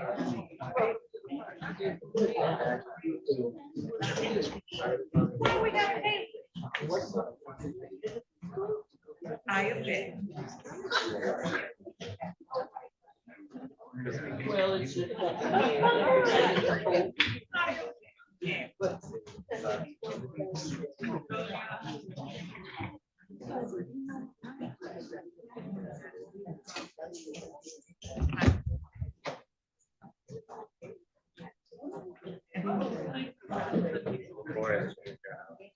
No, yeah, because I seen the picture. Lived there 2 years. They took out two of the pillars in the front. And if they were leaning or something.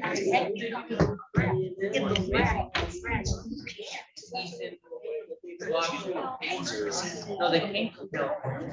They bought the house, they lived here 2 years, they built the house. And they changed the outside of the house, and they came to the inside, and she was before, they did terrible. Pillars. Yeah. Go. Yep, motion to reconvene.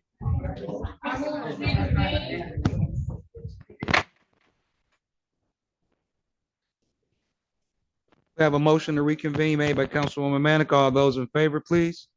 Aye. We are back in session at 8:57. The next item on the agenda is the first reading of the City of Highland Park Tax Exemption Ordinance. That's not the next item, Council President. Yes, it is. It's item Is it? 8E.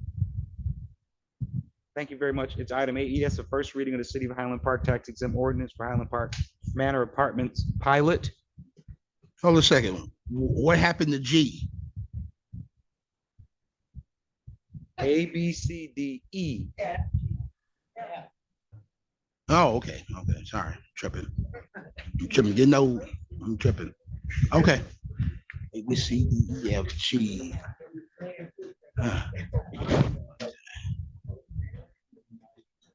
F and G, okay. G.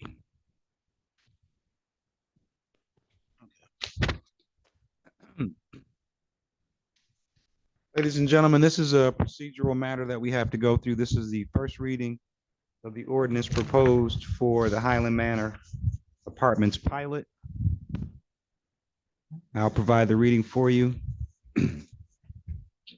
As adopted, we're inserting the date of adoption, an ordinance to provide for a service charge in lieu of taxes for housing projects for low-income persons and families to be financed with federally aided an authority-aided mortgage loan or an advance or grant from the authority pursuant to the provisions of the State Housing Development Authority Act of 1966, 1966 PA 346, as amended, MCL 125.1401, et cetera. The Act, the City of Highland Park ordains for Section 1, this ordinance shall be known and cited as the City of Highland Park Tax Exemption Ordinance, Highland Manor Apartments. Section 2, the preamble.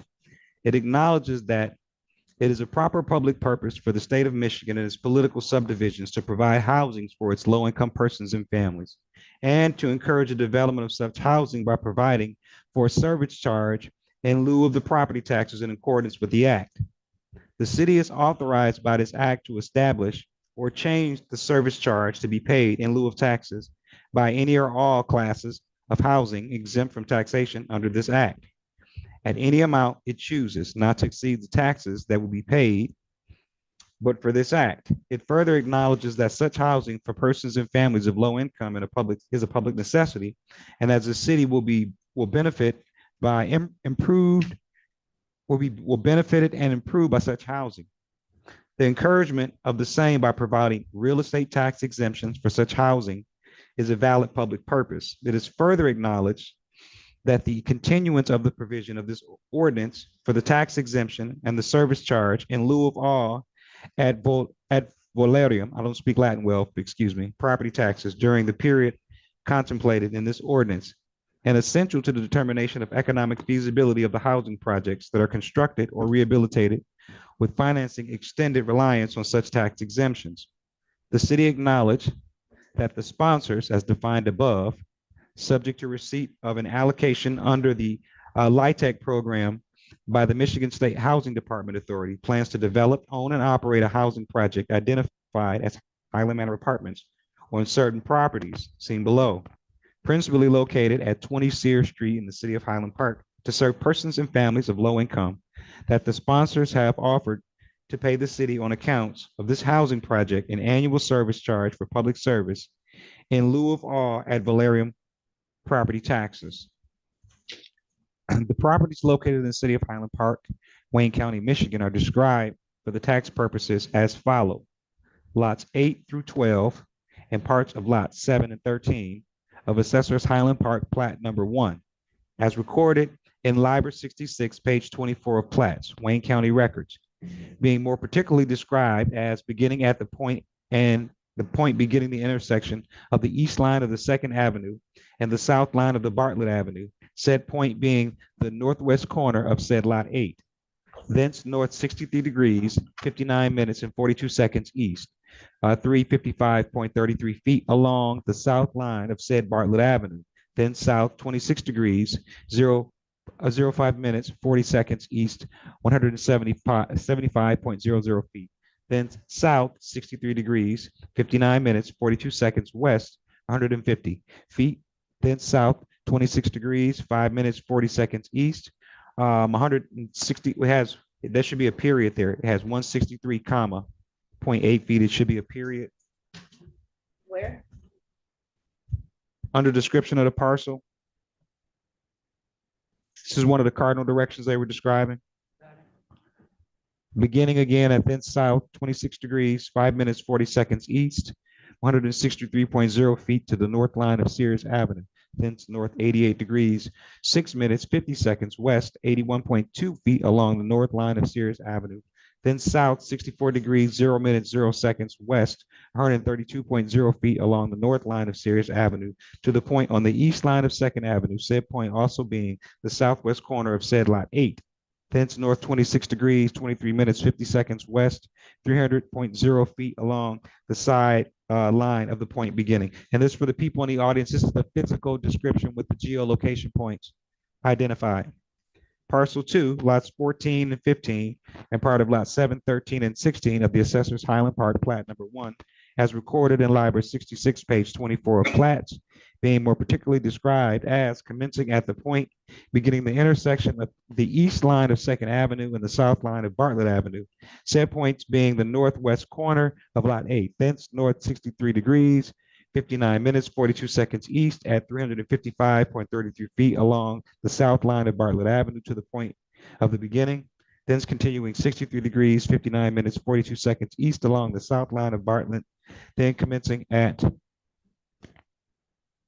63 degrees, 59 minutes, 42 seconds east along the south line of Bartlett Avenue, 172 feet, then south 26 degrees, 5 minutes, 40 seconds east at 416.24 feet to the point north line of Sears Avenue.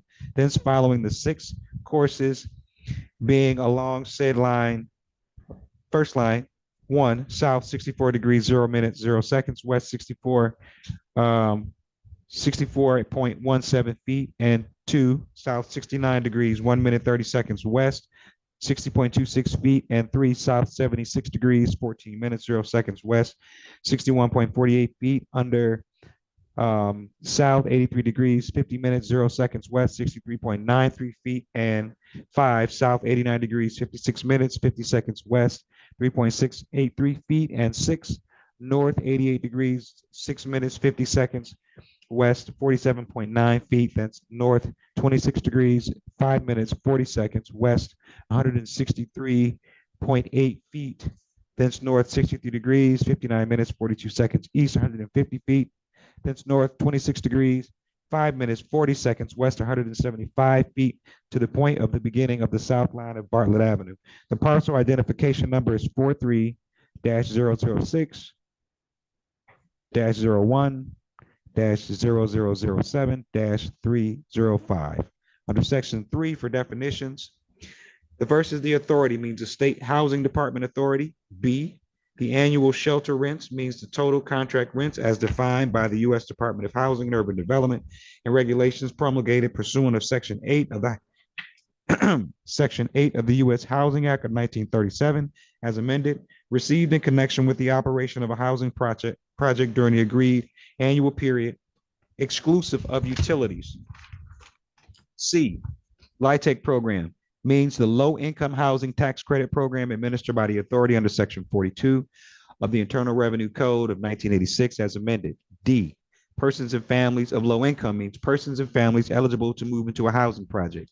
E, the mortgage loan means the loan that is federally aided as defined in Section 11 of the Act, or a loan or grant made or to be made by the authority to the sponsor of the construction, rehabilitation, acquisition, and or permit financing of a housing project and secured by a mortgage on the housing project. F, the sponsor means the Highland Manor 2026 MHT Limited Division Housing Association, LLC, and any entity that receives or assumes a mortgage loan. G, under utilities means charges for gas, electric, water, sanitary, sewer, and other utilities furnished to the occupants that are paid by the housing project. Section 4, class of housing project. It is determined that the class of housing projects to which the tax exemption shall apply, for which a service charge shall be paid in lieu of such taxes, shall be a housing project from the low-income person and families that are financed with the mortgage loan. It is further determined that Highland Manor is within the eligible class of housing projects set forth in Section 4. Section 5, establishment of an annual service charge. The housing project identified as Highland Manor and the properties on which it or will be located shall be exempt from all ad valorem property taxes from and after the commencement of construction or rehabilitation. The city acknowledges that the sponsor and the authority have established the economic feasibility of the housing project in reliance upon the enhancement of continuing effect of this ordinance and the qualification of the housing project for exemption from all ad valorem property taxes and the payment in lieu of taxes is established by this ordinance. Therefore, in consideration of the sponsor's offer to develop and operate the housing project, the city agrees to accept payment of an annual service charge for the public service in lieu of all ad valorem property taxes.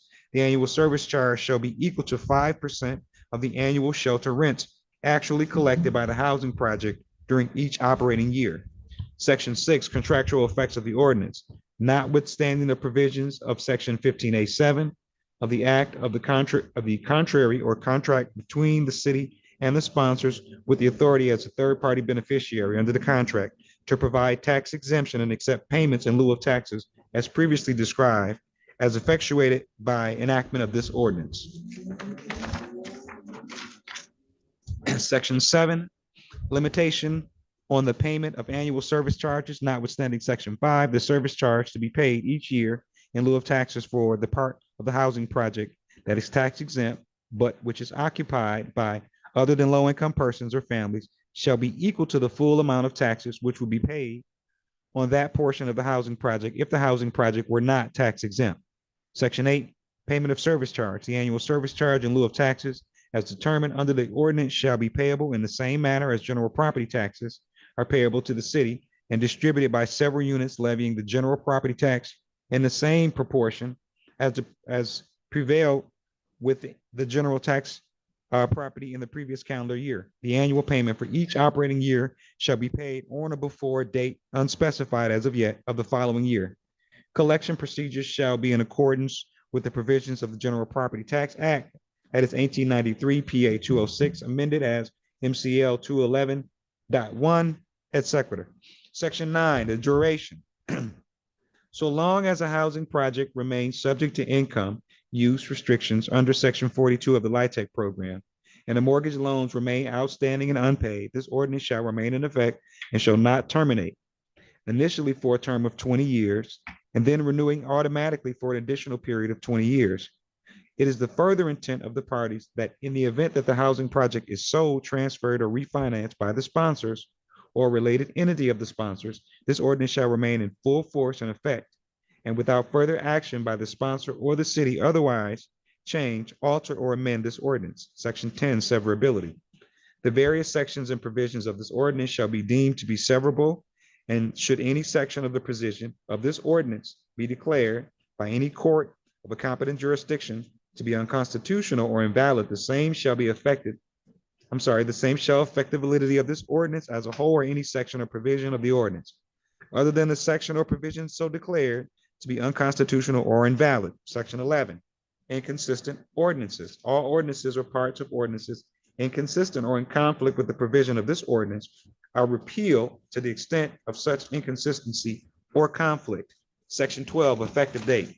The ordinance shall become effective on date inserted here as provided in the city charter.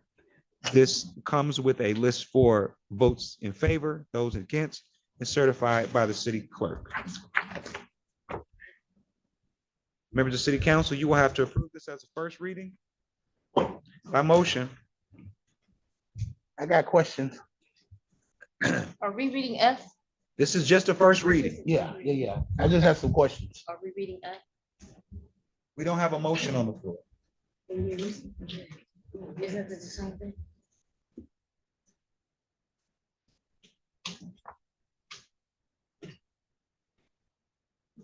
You make a motion?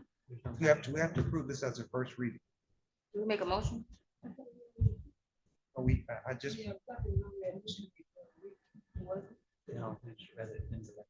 I read it into the record and now we need to entertain a motion on that. To approve this as the first reading of the tax exemption ordinance, City of Highland Park.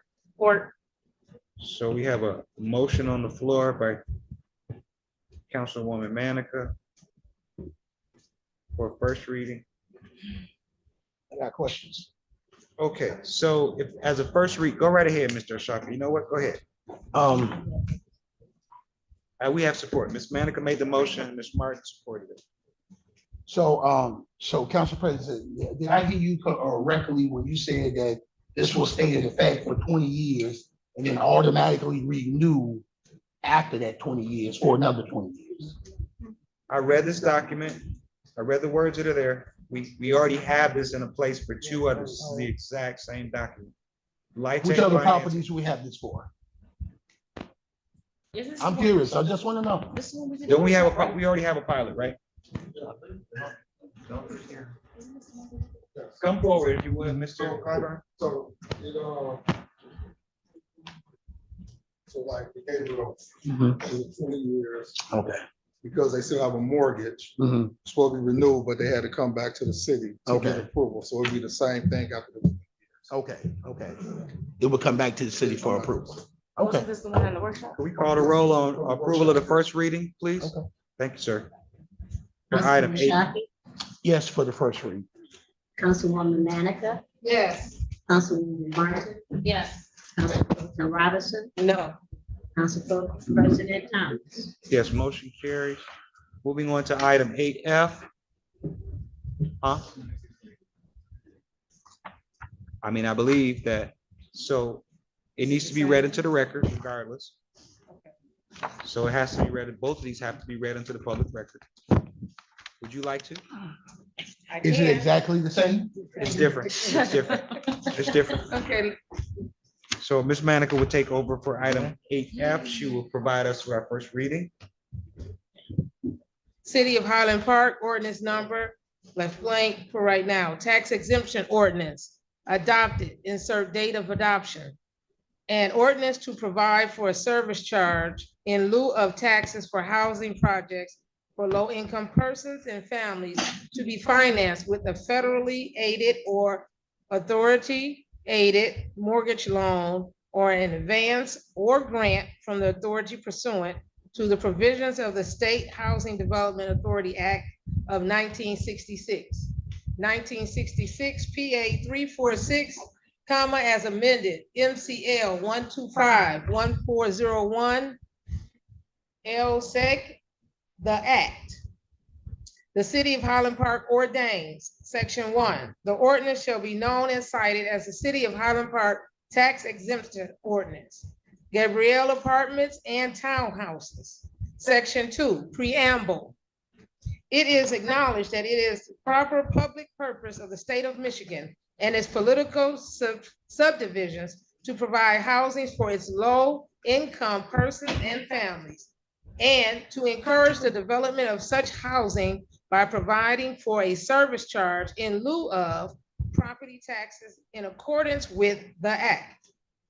The city is authorized by the act to establish or change the service charge to be paid in lieu of taxes by any or all classes of housing exempt from taxation under this act at any amount it chooses, not to exceed the taxes that would be paid but for this act, period.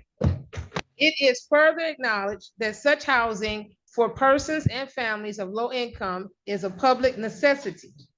And as the city will be benefited and improved by such housing, the encouragement of the same by providing real estate tax exemption for such housing is a valid public purpose.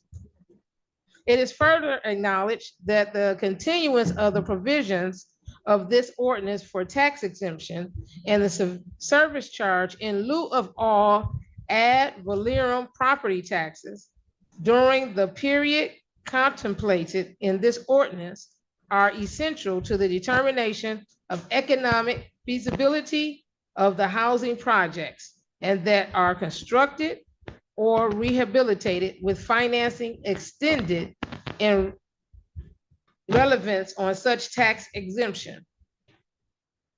The city acknowledges that the sponsor, as defined below, subject to receipt of an allocation under the LIHTC program by the Michigan State Housing Development Authority, plans to develop, own, and operate a housing project identified as the Gabriel Apartments and Townhouses on certain properties, see below, principally located at 14201 Second Avenue in the city of Highland Park to serve persons and families of low income, and that the sponsor has offered to pay the city an account of this housing project an annual service charge for public services in lieu of all ad valorem property taxes.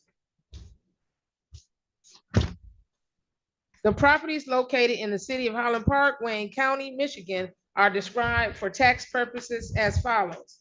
Land in the city of Highland Park, Wayne County, Michigan, described as part of lots 6, 7, and 8 of 1/4 section 5 of the 10,000 acre tract as recorded in the plat of the subdivision into park lots of 1/4 section 45, 45, 44, 55, 56, 57, and 58 in the 10,000 acre tract as recorded in Liber 34 of deeds on page 332, comma. Wayne County records lying between the easterly line of 3rd Avenue, 60 feet wide, and the westerly line of 2nd Avenue as proposed to be widened from 60 feet to 80 feet wide. And part of the lots 33 through 54, both inclusive, the adjacent public alley on the northerly side of Landsberg's subdivision of Park Lot 5, 1/4 section 5, 10,000 acre tract, Village of Highland Park, Wayne County, Michigan, as recorded in Liber 23 of plats on page 17 of Wayne County records, and being more particularly described as commencing at the point of intersection of the southerly line of fractional section 14, T 1S R 11 East or E, said line being also the northerly line of the TAT, and the easterly line of Hamilton Avenue, 100 feet wide, said point of intersection being also the southwesterly corner of Assessor's Highland Park Plat Number 1 of part of fractional section 13 and 14, T1S R11 E East, period, comma, City of Highland Park, Wayne County, Michigan, as recorded in Library 66 of plats on page 24 of Wayne County records, and proceeding thence alongside northerly line of TAT, TTAT, north 64 degrees. Well, we're gonna say 6400001 east. 896.04 feet, 896 and 4 feet. Thence along the easterly line of 3rd Avenue, 60 feet wide, south, 26 degrees, 0450 east, 206.02 feet to the point of beginning.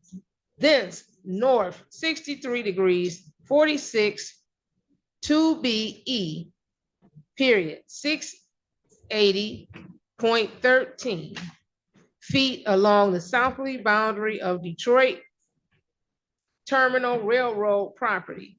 This along the westerly line of proposed 2nd Avenue, 80 feet wide, south, 26 degrees, 0.04 feet, 50 inches, east, 50 feet. Thence the following 3 courses and distances along land owned by the City of Detroit Public Lighting Commission. South, 63 degrees, 4628 west, 95.50 feet, and south, 26 degrees, 0450 east, 102.25 feet, and north, 63 degrees, 4628 west, 95.50 feet. Thence along said proposed westerly line of widened 2nd Avenue, south, 26 degrees, 0450 east,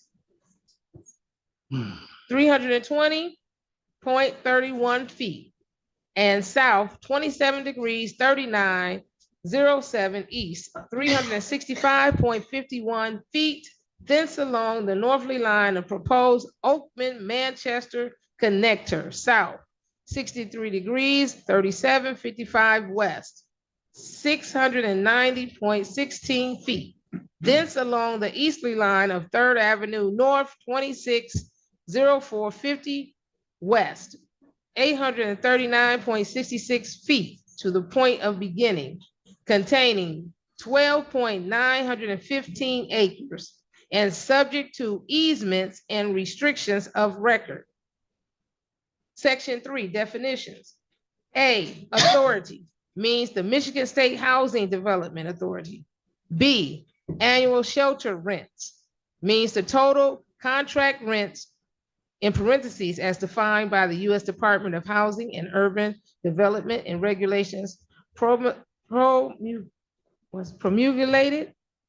pursuant to Section 8 of the U.S. Housing Act of 1937 as amended, close parentheses, received in connection with the operation of a housing project during an annual period, exclusive of utilities.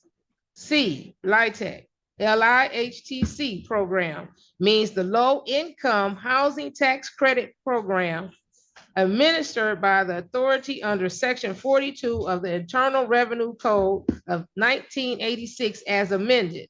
Page 2, moving to page 3. D, persons and families of low income means persons and families eligible to move into a housing project. E, mortgage loan means a loan that is federally aided. parentheses, as defined in section 11 of the act, close parentheses, or a loan or grant made to be made by the authority to the sponsor for the construction, rehabilitation, acquisition, and or permanent financing of a housing project and secured by a mortgage on the housing project. F, sponsor means Gabrielle 2026 MHT Limited Dividend Housing Association LLC and any entity that receives or assumes a mortgage loan. G, utilities means charges for gas, electric, water, sanitary, sewer, and other utilities furnished to the occupants that are paid by the housing projects. Section 4, closing of housing projects. It is determined that the class of housing projects to which the tax exemption shall apply and for which a service charge shall be paid in lieu of such taxes shall be housing projects for low-income persons and families that are financed with a mortgage loan. It is further determined that Gabriel Apartments and Townhouses is within the eligible class of housing projects set forth in this section 4. Section 5, establishment of annual service charge. The housing project identified as Gabriel Apartments and Townhouses and the properties on which it is or will be located shall be exempt from all ad valorem property taxes from and after the commencement of construction or rehabilitation.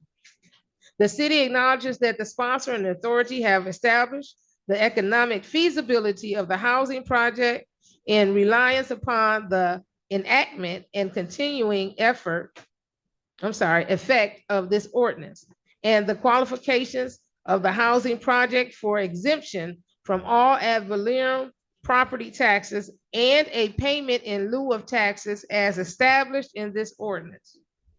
Therefore, in consideration of the sponsor's offer to develop and operate the housing project, the city agrees to accept payment of an annual service charge for public services in lieu of all ad valorem property taxes. The annual service charge shall be equal to 4% of the annual shelter rents actually collected by the housing project during each operating year. Section 6, contractual effect of ordinance. Notwithstanding the provisions of section 15A in parentheses 7 of the act, to the contrary, a contract between the city and the sponsor with the authority as third-party beneficiary under the contract to provide tax exemption and accept payments in lieu of taxes as previously described is effectuated by enactment of this order. Page 4. Almost there, guys, I promise you. Section 7. Limitations on the payment of annual service charge. Notwithstanding section 5, the service charge is to be paid each year in lieu of taxes for the part of the housing project that is tax exempt, but which is occupied by other than low-income persons or families shall be equal to the full amount of the taxes, which would be paid on that portion of the housing project if the housing project were not tax exempt. Section 8, payment of service charge. The annual service charge in lieu of taxes as determined under the ordinance shall be payable in the same manner as general property taxes are payable to the city and distributed to the several units levying the general property tax in the same proportion as prevailed with the general property tax in the previous calendar year. The annual payment for each operating year shall be paid on or before blank of the following year. Collection procedure shall be in accordance with the provisions of the General Property Tax Act, in parentheses, 1893, PA 206, as amended, MCL 211-1 et C. Close of parentheses. Section 9, duration. So long as the housing project remains subject to income and use restrictions under section 42 of the LIHTC program, and a mortgage loan remains outstanding and unpaid, this ordinance shall remain in effect and shall not terminate, initially for a term of 20 years and then renewing automatically for an additional period of 20 years. We're down to the last two, I but know, but okay. that's a catch, because the charter is not allowed to contract with private entities longer than 20 years. That's right. If they were still HUD, they could possibly do that, but they're not HUD anymore. So they have to come back to the city in 20 years to get that pilot renewed. So that is for this one and for the previous. Also, there's a catch in this one where the 4% is supposed to be 6%. Yeah. Was the previous one 5% or 6%? The previous one was 5. This one is 5%. Are they both 6%? He's saying 4. The person. It's light tech. Right. It's just- The previous one started off at 4. It got increased to 6, didn't it? Right, yes. Yeah, I thought it got increased. Last time they were here.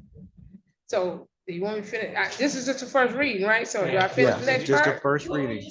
Catching it. Yeah. Okay. Yep. While we're going through this process. So don't we have to? So somebody put a check there, please. We, Put a Mr. pe- Bostwick Put made a a note. period there, something.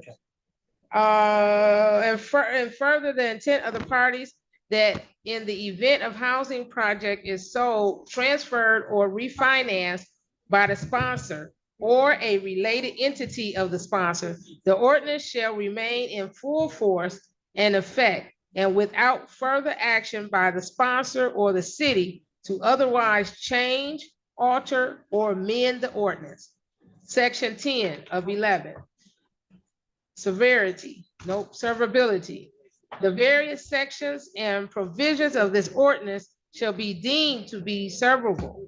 And should any section or provision of this ordinance be declared by any court of competent jurisdiction to be unconstitutional or invalid, the same shall not affect the validity of this ordinance as a whole, or any section or provision of this ordinance, other than the section or provision so declared to be unconstitutional or invalid. Section 11 of 11, in consistent ordinance, all ordinance or parts of the ordinance inconsistent or in conflict with the provisions of this ordinance are repealed to the extent of such inconsistency or conflict. I'm sorry, guys. Section 12, effective date. The ordinance shall become effective on the insert of an effective date as provided in the city charter. Then, of course, yeas, nays, certified by the city clerk of the city of Highland Park. Brenda Green, dated, no date yet, approved as legal form, city attorney, the end. Chair will entertain a motion to approve the first Motion reading. to approve with amendments.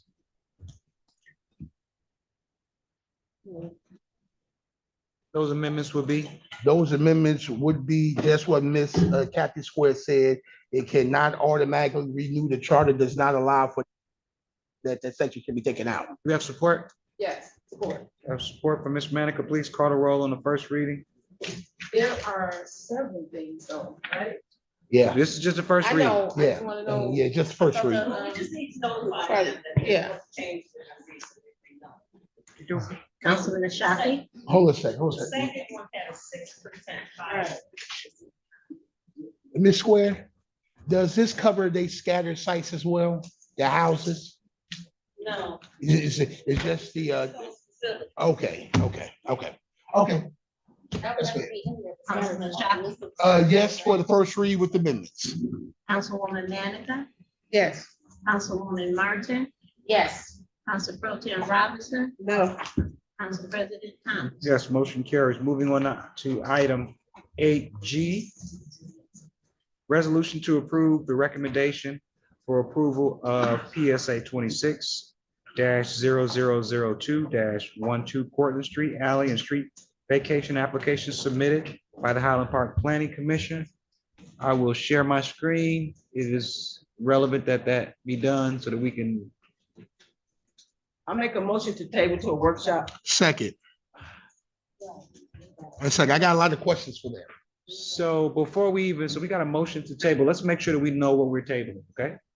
You want Make the, sure that you we want do. the audience to know, because I read I it. want us to I know read it. what we do. I What read we're it. tabling. Okay, so on the screen is the area that's discussed being tabled. This is between second and third. Mr. Smith, if you could verify, I got your eyes. Mr. Clyburn, could you verify? We're talking about this alley here. That's behind Wayne Metro. It's the alley that we're talking about. So right now we have a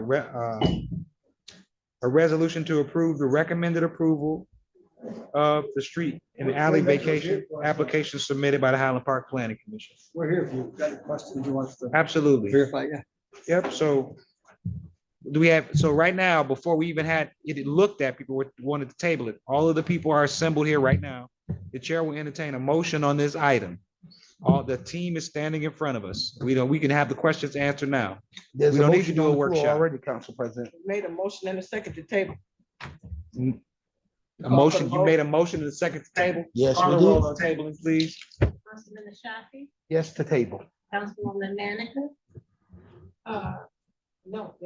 Councilwoman Martin, No. Council Pro Tim Robinson, Yes, to table to workshop. Council President Hines. No to table to a workshop. We have the party standing in front of us. It's 9:35. The chair will entertain a motion on item 8G, resolution to approve the recommendation for alley vacation. What say you, city council? I got questions. Can we get a motion so that we can get it open? Just motion to approve the question. I make a motion to approve the questions. So we have a motion on the floor for approval made by Councilwoman Martin, seconded by Councilwoman Manica. I too have questions. And so if you would go right ahead, ma'am. Which ma'am are you talking about? You Oh, made the okay. motion, you go first. Okay, so, questions I have, it says vacate the alley. What is it that you guys are necessarily asking from the city? Hi, Mr. Donovan, how you doing? Hello, I was hanging out in the back. How you doing today? I'm good. Good afternoon, good evening, council. Look, I mean no harm, but I would rather hear from them. I He mean no is, harm. you are our representative from Yeah, McKenna. yeah. I mean, no Correct. harm. You do our work for the planning, city, you do not our for them. I planning mean, no harm. for I'd rather hear from them. this activity, correct? Correct. Okay, you will be the person that we work with, and these people are they're your support, your colleagues to support you in this project, correct? No, Wayne Metro, they're So the they're right. applicants. So Wayne Metro They're is the the, applicants. they are the body, and you are the conduit for the city, am I correct? Correct. I'd like to hear from you, That should Mr. have Smith. made this to a table, to a, workshop. You should have said. There are no residential lots on this block. There are no residents living on the block. The There is a building is resident. flat. There is There's one. nothing there but There is Wayne a Metro. resident No, there living is We go one. ahead. There's not a single There's a living resident soul living on on the that block. block. No, there is There's a one. resident on the block, There is Council one. President. 166, Mr. President. Ah, okay, you're talking about next door. Yes. Yeah, We're not, 166. that's not Yeah. affected by the alley. Not affected by the alley. There's not a resident at all affected by Oh, it. my God. So, Mr. He Smith, didn't if read you the would go packet. He ahead, didn't read the packet. would you Yeah, he go ahead and couldn't. explain it to us? So the applicants, Wayne Metro, are requesting to vacate the alley that runs between Second and Third. Currently, the Wayne Metro facility operates a parking lot, and they currently split that alley in half. So the portion they're formally requested to vacate is the area closer to Second and closer to Third. Currently, the middle portion of their parking lot is already vacated. So what this request is going to do is essentially complete vacating the entire alley because it makes it functional for them, but it's currently not usable as a public alley because it's split in the middle. They are intending to utilize the areas for parking. They have gone to the planning commission. They do have a conditional site plan approval pending this vacation is completed. Go right ahead, man. So did they speak with the resident? lives there. The one resident, 'cause I know Wayne Metro owns the house next to there. Is she okay with that being vacated, or does she want access to the alley from her backyard? It's in our packet. They can answer that question. I'll She let them said answer. she was fine with it. Yeah, she's fine with it. Yeah. It's in the packet. Yeah, it's in the packet that they gave us. And she said she fine with it, and we called. So when you said vacate the alley, what are we talking about exactly? So You said alley- making a parking lot? No. Is that my understanding? alleys are created by taking property from the previous owner to create the public road. Same way with roads. Vacating is returning that land that the city was using back to the previous property owners. So a long time ago, when they made the alley, they took 10 feet from both sides. The vacation is to return 10 feet to both sides. Okay. And so they're going to turn it into a parking lot? It's going to be green space. It's gonna be green. Last time we heard that. Last time we heard that. What's the purpose of the green space? So if you, you have the site plan in your packet, you can see it's just going to On be the green screen space. up here. So currently it's an alley. They're going to take out the concrete, put grass down, and then in the other areas is where they're going to actually put the concrete for the parking lot. So there'll be no parking in the alley itself. Well, What happens to the sewer that runs underneath it? the easements would have to be maintained. So DPW has reviewed the vacation request and they've approved the easements. Further questions? Yeah, so I'm a little bit concerned. And I tell you why I'm a little bit concerned. One, I'm not hearing from them, I'm hearing from you, Mr. Smith. That's one concern I have right there. They should be speaking. But I noticed the accumulation of a lot of property in that area by this particular entity. And I'm just curious as to what they're, you know, I thought it was nonprofit designed to help the residents of Highland Park. I thought that was their purpose. But from what I'm seeing, they're just simply accumulating real estate after real estate after real estate. They literally have the whole area. Okay, so my concern is what they're doing with all of this land, and why is a nonprofit collecting land when they're supposed to be here helping the residents, not collecting land, not enriching themselves? Well, if you want, I that's can my let concern. them, I can let them Yeah. explain to you their project. That's totally fine. They should have Yeah, yeah. spoken first. Okay.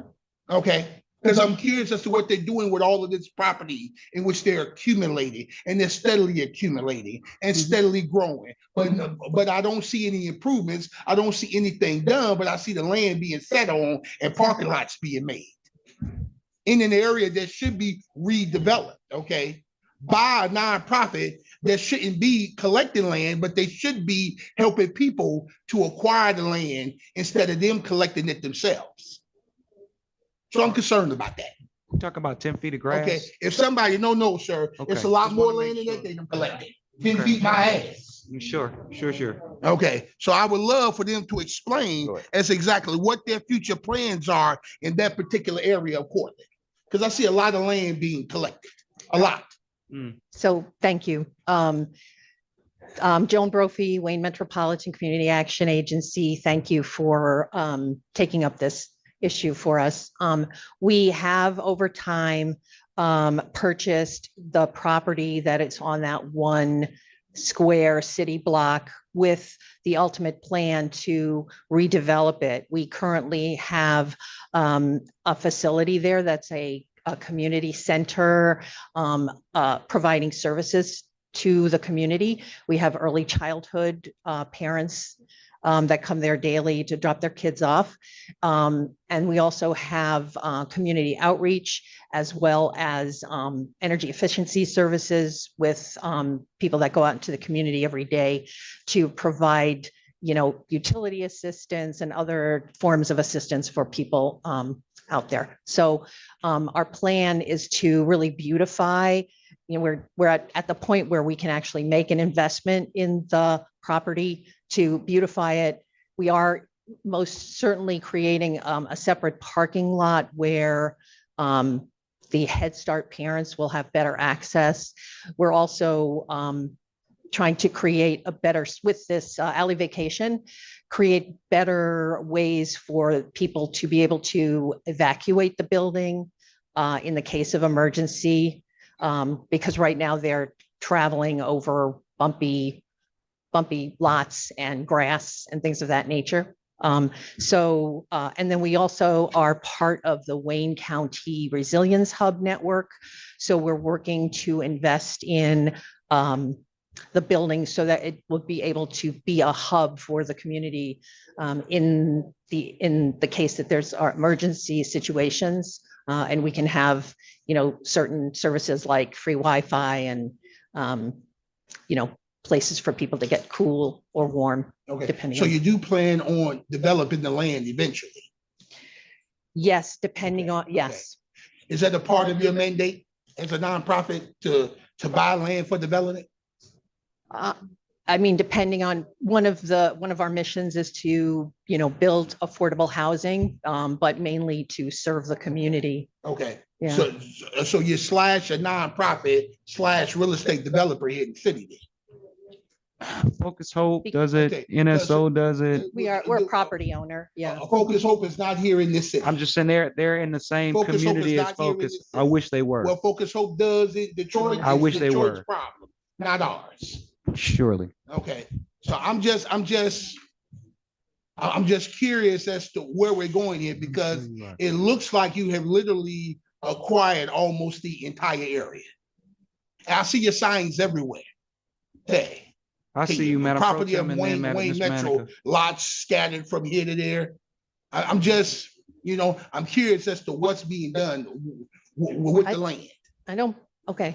Okay, because my worry is always I don't even live in District 2, but my constituents live in District 2. They got family that lives in District 2. And my concern is, as always, of people that are coming in, buying up everything only to push out the current residents that are here when they get ready to redevelop. It's always the same thing. Every time somebody comes in and redevelops something, the current people no longer fit the demographic in that area. Let's hear from you, And Madam that's Pro my Tem. concern. Because we have a motion here. I want to get to the vote. Let's hear from you, Madam Pro Tem. You've been very Yes, patient. yes, I'm done. Yeah, please go right ahead.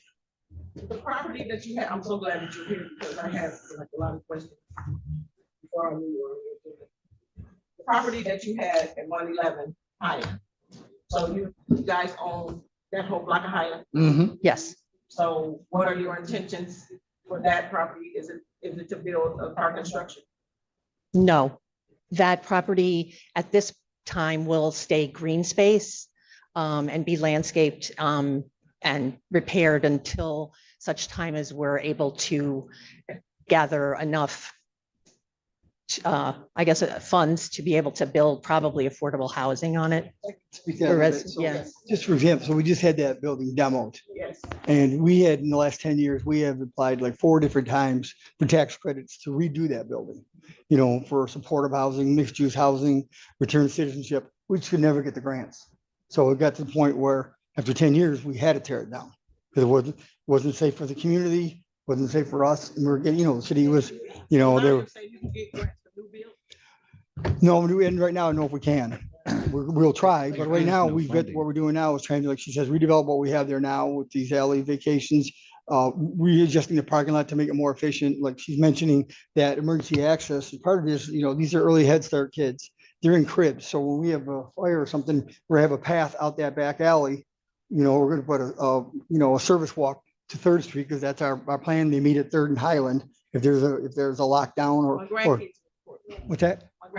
Yeah, so I'm saying, so that's why that's why it's important that we have that access. So, so the reason why I said it was bumpy is because these kids are in cribs, these babies. So we need to get them out and get them a safe spot. So it's always been our goal is to redevelop that, to stay in that community. We've been there at least 10 years that we've owned it. We've been there longer than that. I rented it originally for early Head Start. So our goal is to stay there and to continue to develop that property for the community. We've hosted community events there. And that's our goal too, to make that a place where the community can come and be welcome. It's not to isolate anybody. Thank you, Ms. Manica. You had, huh? Okay, then I will. So you have I just want to recall, you were one of the nonprofits that helped with the water resources. Am I correct? Correct. Okay. You also helped with thaw. Am I correct? You were, did you guys do thaw? No. It wasn't. Yeah, we have a training We go house. live. Right, Yeah. okay, so Yeah. you, okay, I wanted to make sure I was thinking of the same entity. Yes. So we have a motion on the floor made by Councilwoman Martin, supported by Councilwoman Manica. You want to make your comment? I have a couple of comments. One, the first question is, do you pay taxes? No, they do not. It's not a profit. I'm Or not, any I of- can't really, I don't really know, but on the building, we have a payment in lieu of taxes. On the lots, I do believe we are paying the taxes on those. But the finance people aren't here tonight, So that would be the lots where the apartment was and all the other lots, Yeah. just not court. just not the building, yeah. Okay. Our next question is, so I can understand vacating, I can. Here's the other thing, and I am aware that you wasn't, about the walkable distance and all those kind of things. How will this help the city of Highland Park? Are you going to open it up as a community? Are you going to expand that Cortland building? And allow for community access at some point for certain things? To utilize spaces in that building when you say a community hub? What's going to happen there? Because that's not here. If I may. Let me finish, because this, I'm just really honest, I don't understand this. It looks like a bunch of numbers and it doesn't say that this is the space I can rent. This don't say I can use your park, because originally that was a Highland Park park. Correct. And so we lost a park there. So how are you guys going to assist us in bringing something back, considering that we lost a park? Now, I'm not saying it's your fault. I'm just saying we lost a park that was utilized by the residents and the kids. They played a lot of basketball there. I will contest and can guarantee you that. So what are you gonna do to bring back something in that area for those children? Yeah. Well, I can't speak to that because I don't think they've gone that far in their thought process. My name is Bill Kaliakatos, and I'm with the architectural firm working on the project. And currently, we have plans in the city to be reviewed by the city for permit purposes. To get to your question about what are they doing, basically it breaks down to 3 phases of the current money that they have. And one is the parking area. The parking is divided into 3 different lots. One is for the early head start, one is for employees, and one is a secure lot to secure their vehicles that they use every day to go out into the community and do what they do. Part 2, or so there's that, and then there's landscaping. So that I consider, item number 1. Item number 2 is they're redoing the roof for Cortland. They already did the roof on early head start. So now it's just the Cortland part, or everything but the early head start. They're going to be re-roofing that. And number 3, they're replacing all the windows on the 2nd floor and on the stairwell that runs from the floor or from the ground level to the 2nd floor. As far as future plans, they're looking at turning it into a resilient hub. And what that is basically if there's a windstorm that we just had, emergency electricity out, they become the place where people go to basically have a bed, air conditioning if needed, or food. We haven't gotten to that stage yet because obviously, just like any company, they have to find funding for that. So that I would think would become the next stage. There's also, I know that at one time early on, they were talking about building a building for activities. For whatever reason, it was wrestling. But that one kind of went to the wayside. So they have ideas as to how they want to redevelop it. Currently, one of the ideas is maybe putting in some housing. But basically, the way I see them operating is that as they get funding, they move forward with a project. So early Head Start, I was involved in that. And before we even, started that process, it was just a shell basically. And we went in and put in, it was like the first part of early Head Start. That turned out to be a success. So then they did the second part, and they're considering this now phase 3, which is the 3 phases I just described: the parking lot, the roof, and the windows. And another hurdle that they're going to have to overcome is the electrical power to the building isn't up to par with. Can I interrupt you for a moment? Thank you for all of that, but I was asking the question of what you're gonna do for the community. Yeah, that- And so I just don't want, I don't want us to go into. Yeah, we're off of the, we're actually off of the, we're off of the order by a great deal. And I'm going to do this because the people in the audience can't see it. They wanted the packets put up there. I'm going to show you how you actually do that. This is our pack. This is from our packet tonight. Okay, so this is the document that we're talking about. We're talking about the vacation of this 20-foot piece of alley. This entire discussion that we've had tonight is about this small piece of land that we're talking. So the city does not access it for any other reason.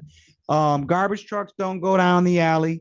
If you've been to the streets, you know that there's no use at all for the city of Highland Park for the use of that alley. They're talking about this 20-foot space, this little green space, this little bitty dash right here. That's what they came here to ask that this be vacated so that they can take responsibility for it because the city doesn't use it.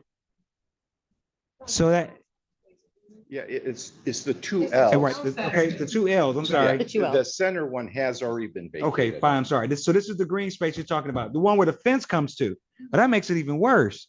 If you drive by this, I'm sorry. I'm sorry. I am sorry. Let's go ahead and call for the roll on this. Council President. No, let's call for the roll on this. I can't believe this. I can't believe this. We're gonna call the roll on item 8G. We're running these people up and down the wall over some grass. My only concern is a nonprofit living off the teat of the city, collecting property. How are they living off the teat of the city when they provide services to the people?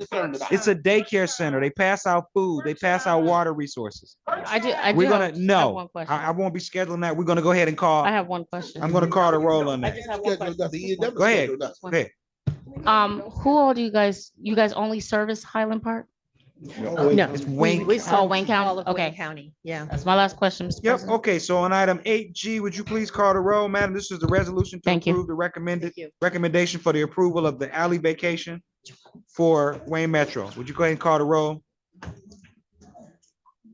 Councilman Shafi, No. Councilwoman Manica. Yes. Councilwoman Martin, Yes. Council Pro Tim Robinson. No. Council President Thomas. Yes, motion carries. Thank you for your time 1 and your minute, patience. I appreciate that. Pardon, I just want to say to you guys, I know you got to come back before us. Please consider police department, fire department, and other services in the type of entity that you're talking about, including them in some of those workshops and even some of maybe the citizens or others in that aspect. It's almost like it would be an emergency center. So I think they should be part of that Yeah, input. when we get to that point. Yeah. We'd be happy to. Absolutely. Yeah, there's still a lot of federal and Okay, state just when you get to thinking things to about get it. through. and, yeah. That's what I think, it'd be like an emergency place, there was a tornado or some type of damage where the whole neighborhood was closed out. There'd be cots there, there'd be, power. I there'd be understand. food. I just asked you to include No, them in we'll that do that. conversation. We'll probably have to do that to participate in that. We'll have to have, experts, which we're not. in that Okay. stuff. So, absolutely. Thank you so much.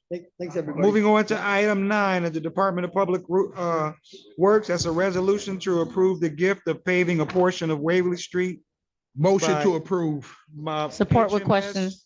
For ease of access to Motion to approve. 1961 Lincoln Street, operated by Spectrum Juvenile Detention Services. I Motion will- to approve. We have with support. questions. Ms. Martin, Ms. Martin gave support. All right, we got question, concerns, and dissent. Or can we take a vote on this? It's a no-brainer. Comment. Are they here? They just let, HMS just left? That road is indeed terrible. HMS just left? I'm just making a comment that that road, we all know, is indeed Wait, terrible. It's a no-brainer. wait, I'm confused. Does HMS and Wayne Metro own the same thing? No, they're not. They're not. Right, so they didn't leave. But let Ms. Pro Tem finish, please. They want to pave it, I'm fine with it. In the process of fixing this road, the developer that purchased Willard School will already have a head start. I just wanted to state that for the record. Thank you, ma'am. You had questions, Ms. Martin, before I take the roll on this? Yeah, they're here or not here? They're not. They're not. Okay. Let's go ahead and call the roll on item 9 for Department of Public Works. Councilman Ashafi? Yes, it's a no-brainer. Councilman Manager? Yes, yes. We Councilwoman got paid for it. I don't Martin? care. Yes. Council Pro Tim Robinson? No. You said no. No, ma'am. Council President Thomas? Yes, motion carries. Moving on to item 10, the resolution authorizing the contract award to DMV Utilities for Phase A and Lakeshore Did this Global carry? Inc.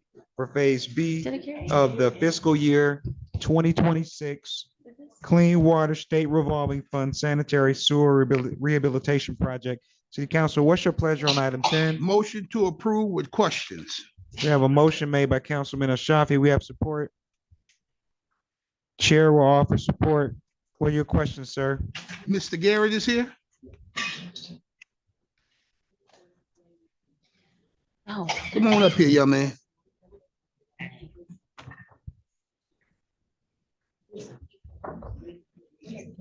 Okay, that was I my have a question. couple handouts for you.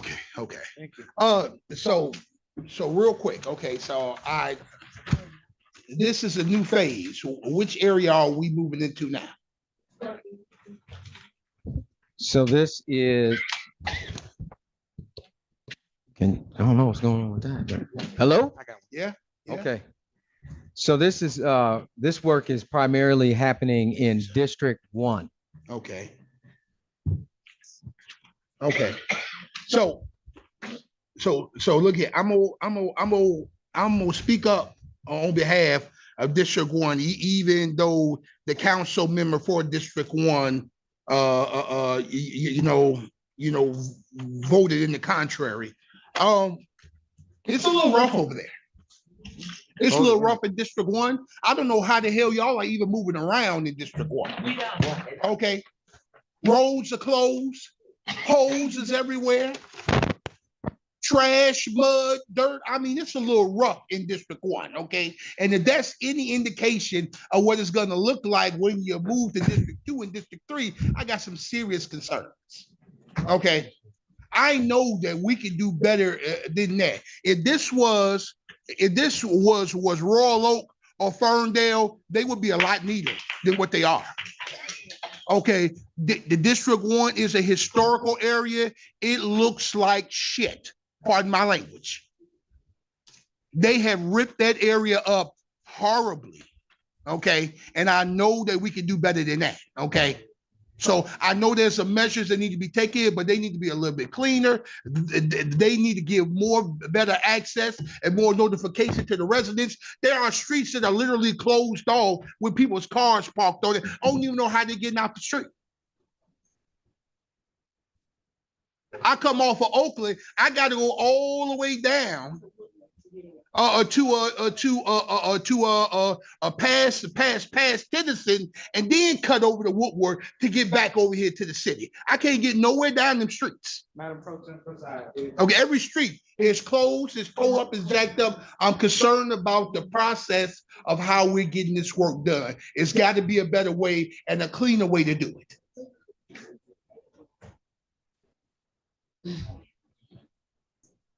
Please. So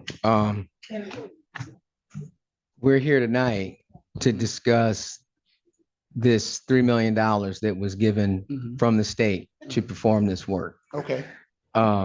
First thing I'd like to tell you is this, we haven't really done any sewer work in the city, okay? So this is not like the water main work. This, what you had before you, most of this is closed circuit televising and lining sewer pipe. Okay. which means we don't need to necessarily dig up everything okay. to get the work completed. So that's, I just want to explain, that's the difference You're going to between. be running a liner through. Correct. So Okay. you go in, you put a liner in, Okay. and then you blow it up, and then it seals the inside of the pipe. So this is not dig it up, lead service lines, dig up everything. There will be a little bit of digging, but this is not like the work that's currently going on in the city. So I just wanted to explain that to you. Okay. Just for some comparisons. Now, this originally was supposed to be, well, they opened the bids about a month ago. And the bids were for $6 million. You might recall there was 4 bidders, DVM, LGC, Eminent Excavating, and Dukes. Okay, they were all 6.8, 6.6, $6.9 million. So what we did is we had to go back and ask them to revise the scope down so that it could fall within the money that had been allocated to the city. Okay. So what you have before you this evening is, that's why the project was split into two phases, because we took the lowest bid, most qualified contractor in each thing. There was 2 phases, a phase A and a phase B. Okay. So that's kind of what we're discussing, but I hear what you're saying about the other construction that's taking place. It's a little rough. And I'm making no excuses for the contractors. I get calls about it all the time from the mayor, from residents, from everyone. So there's definitely some communication can be improved. And the other thing is, that work has several different sequencing that goes on. So, you get holes that are left open for periods of time. Is, the work is not being taking place that day and then being restored that day, which is a lot of the problem. You get holes around, you got equipment everywhere. So I understand that. So I get that part. I get that part, but I almost accidentally walked into a 6-foot hole with no covering, no nothing when I was over there. You know what I'm saying? It's got to be a better way of doing it. So, It's got to be. what we could do is we can review the contract documents. Nothing has been awarded yet, right? We haven't had a pre-construction meeting. And we can look at what penalties are within the contract for lack of doing certain things, if you don't deliver, there's liquidated damages, there's those kinds of things. So what we can do is go back and see what kind of controls we have to add some leverage to help us get a better performance out of the work. So that's what I can tell you that we can do about this. There are 3 things that you guys should be looking at: the cleanliness of the job, the safetyness of the job, and the public access. So people can continue to go about their day-to-day lives and not be locked in somewhere that they can't get out of. I don't disagree with you. I don't disagree with you at all. But we have to have a contract that gives us the teeth to shut it down. Okay, y'all need to put that contract together. And get, so that we can get the kind of performance that you're talking about. Yeah. So we haven't awarded anything. We can do that. We can review that. Okay. And we can make changes as necessary. So that would be kind of deviating off of what we've been doing. And see what we can do. All right, so let's move it along to Ms. Manica had a comment as well. I don't disagree with Yes, you. thank you so much, sir. We're gonna move on and have Ms. Manica make a comment as well as Madam Pro Tem, so we can get home before midnight.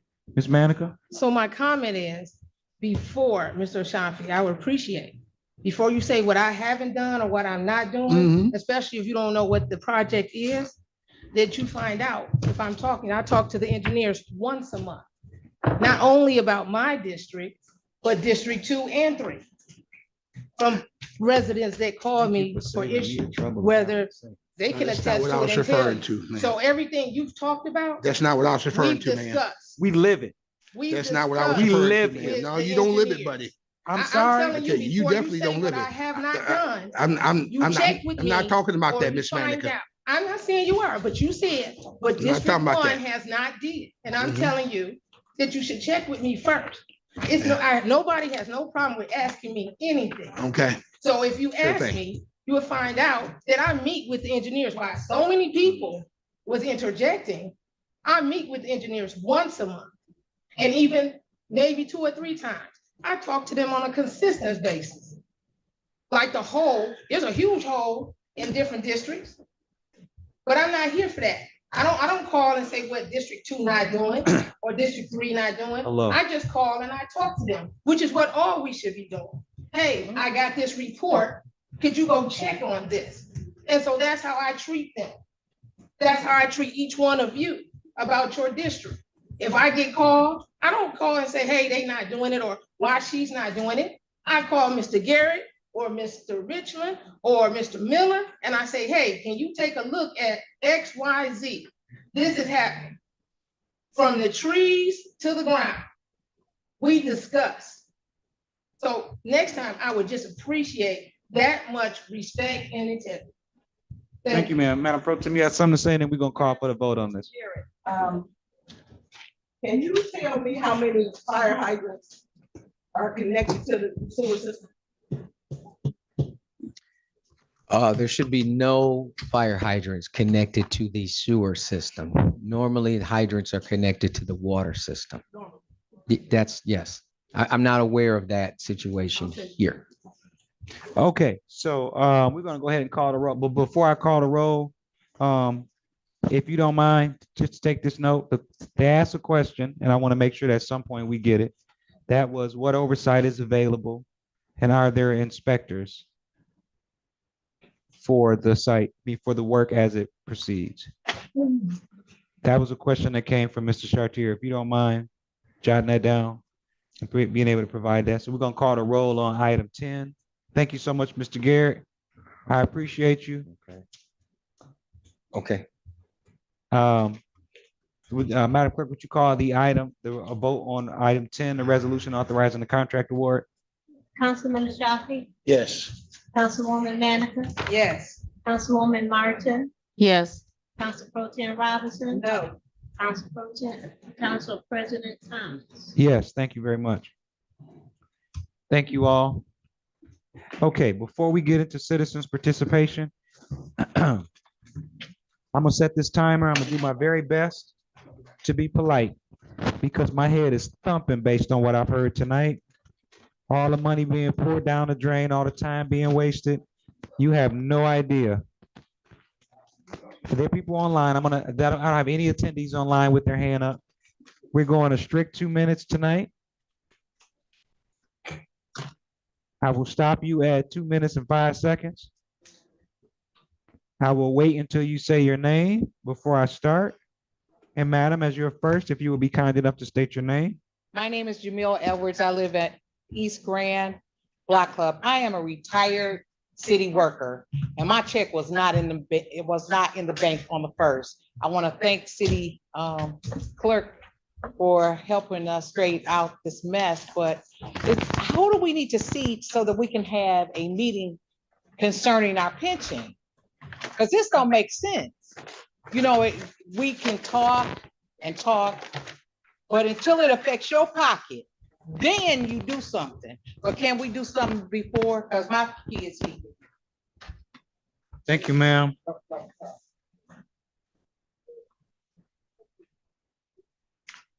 Hello now. How are you? Please state your name for the record. Good evening. My name is Renee Ford. I live at West Buena Vista. I have a couple of questions. There's a property at 16940 Hamilton. So it's on Hamilton, but it's Hill in Hamilton. That's been running a raid. And ask me how I know, because I have some young people that have been attending. So my question is, has this building passed the fire or building inspection? My next question, I agree with Ms. Robinson on these workshops. I am so confused. So whoever's doing the Gabriels and them other complexes, they're being exempt from paying property taxes. I know you're not gonna answer it. Get back with me. But I'm a homeowner and I pay property taxes. I don't have a job. And my taxes are due August 15th. So I need to know what makes them so special that they don't pay property taxes. But I've been in Highland Park. My parents have owned my home since 59. And I pay taxes. I pay property taxes twice a year. What gives them a right to come in here and they're tax exempt? So can somebody answer that question? Which I know you're not. But we need a workshop because there's a lot of us that pay taxes. And you got these big wigs coming here, not doing nothing. Thank you. Yes, sir. You state your name for the record. My name is Peter Friedrich, and I'm an investigative journalist. Highland Park built the modern world. The moving assembly line, the $5 day, it started right here on Woodward. It put working people behind the wheel and built the American middle class right here in this city. You know what a real voice and power is worth, and voices and power and who they speak for is why I'm here. Recently, your congressman, Shri Tanadar. No, sir, we don't do political stuff. We got people running for office, right? For information. Go ahead, keep going. Well, I'll keep you. Reported that he's taken on himself, his words, to represent them, not Highland Park. Them. So who's them? They're a Hindu supremacist movement out of India. Their creed, India belongs to Hindus alone. Muslims, Sikhs, and Christians don't belong. And this council knows what it costs when one community decides another kind of community doesn't belong. It means mobs beating people to death in the street. The muscle behind that movement in India is a paramilitary called the RSS, one the US Religious Freedom Commission is now moving to sanction. And its leader is Narendra Modi, who was barred from this country over a massacre that killed 2,000 Muslims. And Tanadar is their main man, not Highland Parks. He's writing on legislation in Congress that is built so anyone who criticizes the movement gets branded a bigot, a gag order dressed as protection. He escorted that banned man Modi into the Capitol. He started a caucus with their front groups and sent a video message to their party's US branch, which is an outfit of their own government. Our own government lists as a foreign agent. He takes their money. Think about that. Your seat in Congress, your voice usurped to serve a foreign operation while he plays the progressive back home. Okay. That's not representing you, it's hoodwinking you. Highland Park deserves a congressman who represents Highland Park. So please ask Shri Tanadar to his face the only question that matters. Why is he so hell-bent on representing them instead of you? Thank you. You did a good job. You skirted that First Amendment right there on the edges, but you didn't. Thank you. Okay. You sure did. He sure did. Razor's edge. He skirted it. Go ahead, sir. State your name for the record. Robert Lodge, East Grand. I am asking this question because Ms. Ford provoked me to ask this question. And I don't think she used Chat GPT. I just want to make sure. Item number 8, letters E and F. I know it's just a reading. Question number 1, are these HUD properties? No. No. Okay. Number 2, how many decades have they already received tax exemption? This pilot, that's a good question for CED. We can't. How many decades? That's a good question for CED. We can't answer that. We've only been here for 3.5 years. Okay. Question number 3. What benefits will the city receive? Very little. You mean that's in affordable housing? If housing is there, it's not going anywhere. It's there. Question number 4. What is the estimated value of this tax exemption? That's a good question. It all has to be, it all has to be done. No, but you. Hold on. Ms. Manica, let him. Okay. Next question. Is this tax exemption necessary? Yes. And will the public receive benefits equal or greater than theirs? Since it's not HUD, then that means it may be a private entity. It is a private entity. So if it's a private entity, they don't have to pay taxes, and we who live here pay taxes. I'm gonna quote Ms. Ford. Make it make sense. Make it make sense. Now I know. Normally questions are not being answered, but that's gonna change in the next few months anyway. Yes, that's gonna change. But what I want to leave with you, and I have a lot more questions, is the fact that if you're gonna give tax exemptions, give it to some companies or some developers that's gonna bring some jobs, bring some new development. That way the city would benefit. Thank you for your time. Thank you. Yes, ma'am. Go right ahead. Again, I'm Janet Spite White, Bridgeton, and I want to talk first of all, workshops. We need to really have workshops. Even we can have them. If you guys can't meet a Saturday, Sunday, Highland Park, the council was built on these workshops. No, they weren't. Yes, they were. No, they weren't. Took care. I've watched them. I've watched the workshops over my family, and I've been watching for over 60 years. And a lot takes place that, you guys haven't touched. And so much for that. I want to thank you for trying to do the workshop, the safety the thing on, because we need that. We need the thing, the ordinance on safety. We really do. It's been long, way overdue, but you can't throw it together the way you guys did. It's some excellent points, but you need a workshop. You need to get it together, and this wouldn't have happened. You guys would have been voting on it because it's necessary. And last, I want to thank the chief of police. I came outside hanging up my Ring doorbell because I charged it, and I turned around. There's a man walking down the street. Then all of a sudden, he kind of fell, and I called my son because he was about to cross over the street. And my son came. Then the man was shaking and all over. My son called 911. The Highland Park police, I'm not lying, was there in less than 30 seconds. 2 police cars, and then I looked. The chief was there. And then I looked, the dog catcher even showed up. And I was like, go Highland Park. And then I was like, then they gave him a shot. And the police chief was saying that the guy was going. He was almost gone. And they shot him again or whatever. And then 911, the ambulance came, and the man, they saved this man's life. And I saw it. I just wanted to say thank you to the Highland Park Police Force, and they were excellent today. Thank you. Thank you. Good evening, afternoon. Good evening. My name is Tony Bennett. I live on East Grand in Highland Park. My question is to the chief about the fireworks. Is there going to be any ordinance in regards to the fireworks being shot, where and when? And that's dealing with our safety in our neighborhoods and the trees that we already don't have many of. Second of all, do anybody can tell me about the property at 16075 Oakland? Did you all approve that already? Because I don't remember hearing that on any meeting. Read that again. 16074 Oakland Street, where it says that it's a customs border protection building now. Oakland. So I just need to know, did y'all approve that, or did I miss it? Not to my knowledge. So that they got signs up saying that's what it's gonna be. Got the barbed wire up, the cages and all that. If you missed it, we missed it too. Okay, so can y'all check that out for me also? And then last, I live on East Grand, and down there at, if the code enforcement man is here, 15 East Grand, and all the way over in front of the fire department, is y'all gonna ever give those people tickets? Because if those kids are going back up there to Wendy's and stuff, all that land is open and full of debris, and you're now giving out no tickets. And then when it gets to the courts, ain't nobody finding the people. So I'm just trying to figure out, do anybody live in Highland Park that's on this committee or work here?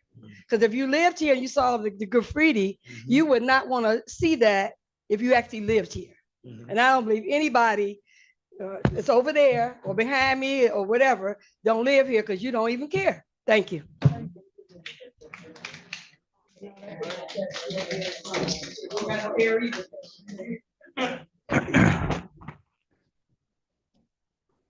you hear me? I can. So my name is Najee Malone. I'm the code enforcement officer for the city. That property that she just talked about, they have been cited. Over the past few months, I've probably written over 200 tickets, but when it's time to go to court every third Monday of the month, it's only 6 people that shows up. Earlier today, I sent the council president a document that was signed July 7th, 1992, and it's the non-owner property registration ordinance. Ms. Green, is that correct? Rental registration. Yeah, the rental registration ordinance that was signed 34 years ago. So I don't know why it's not posted online, but the city has one. And if you own a property in the city and you are renting it, you will be cited if it's not registered. And then, because I'm trying not to get mad, but watching these meetings at home pisses me off to the core of my soul when you keep Councilman Ashafi. Don't bring it here, because I know you don't want to get this started. This is Make his your 2 statement minutes. and leave me This is alone. his 2 minutes. Let the man Make your statement finish. and leave me alone. So let the 'Cause I man will finish. respond. This is I his will 2 minutes. respond. Last meeting, you said that McKenna and I target certain businesses. You That is definitely target. That is true. The business that we targeted, Ms. Ford spoke about, should not be open. They've been told verbally and through email. They know they shouldn't be open. They haven't passed the fire inspection. They haven't passed the building inspection. They should not be open. Also, I want to speak on the selective outrage because you have a resident in the city that stole a whole city block. I haven't heard anybody on council speak about that. And who would that resident be? I don't want to put their name out there. Exactly. I know exactly who you're talking about. It's a resident that stole a whole city block, fenced And it's in been going property. on for years. They fenced in property. Your guess is just as good as mine. And she was cited for that. She fenced in. Miss Harris, please stop. She fenced in property that belongs to the state of Michigan and the city of Highland Park. But we don't bring that up in the meetings. If it was anybody else, it would be hell to pay. Then I want to speak on, I know my 2 minutes is coming up. almost up. If we didn't have a rental ordinance, why the council keep approving a schedule fee that charges the city for the rental? I voted no on that. Somehow you may have, but I went back to 2016 and I found when it was approved. We weren't here in 16, so I don't know about that. I agree with you on that, but it's been passed. So if somebody's gonna file a class action lawsuit, all y'all gonna be named in it. You need to provide that then, because according to the information that you gave us, nobody can seem to locate that ordinance. Which information? The letter that you guys have sent out to residents saying that you couldn't locate that ordinance. I will definitely make sure Okay. that you get that. Certified copy signed. It was signed 7/7/92. Okay, so under please- Mayor Porter's administration. Please provide that to the residents. No, of the- I definitely will. Thank you.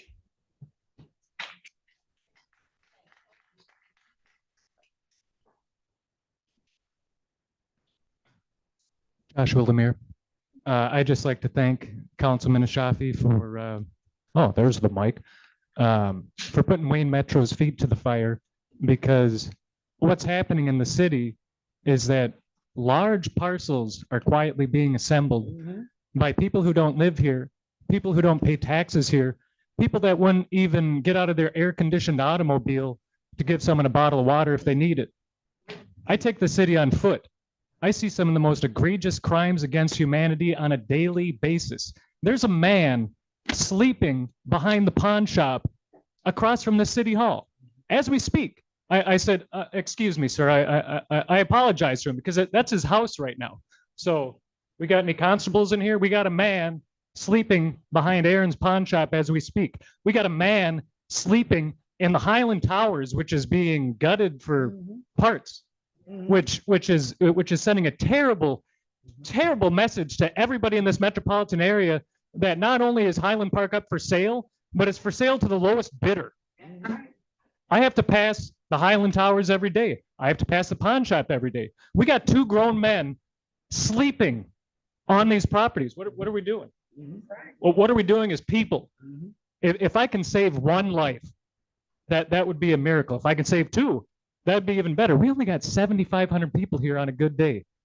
And we got corporations and nonprofits in the county and the state buying everything up.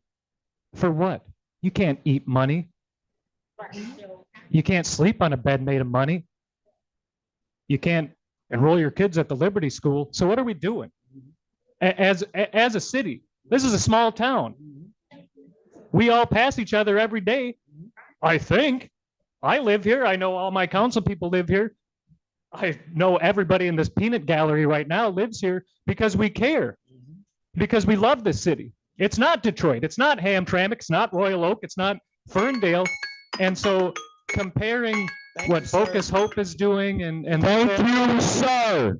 Thank you, Mr. Thomas. Have a good night. Fucking douchebag. Good evening, Council. My name is Darfania Nichols, 45 Massachusetts. I have 2 things. First, the Parkerville Foundation wants to invite everybody out to their community transportation group series again, which is this Wednesday from 3 p.m. to 5 p.m. The next thing is, last Saturday, I had the opportunity to do the citywide cleanup. And I was in the 6 Mile and Woodward area, which is an area that I drive through frequently. But being out of my vehicle and actually cleaning up gave me a different perspective. And that perspective is we have a business that is not open. That when I looked up from picking up trash, you just see these women's legs, and there is nothing being done. So I started trying to look up to see what can be done. This has not been open in years, and we have not forced them to either cover their sign up or do something about it.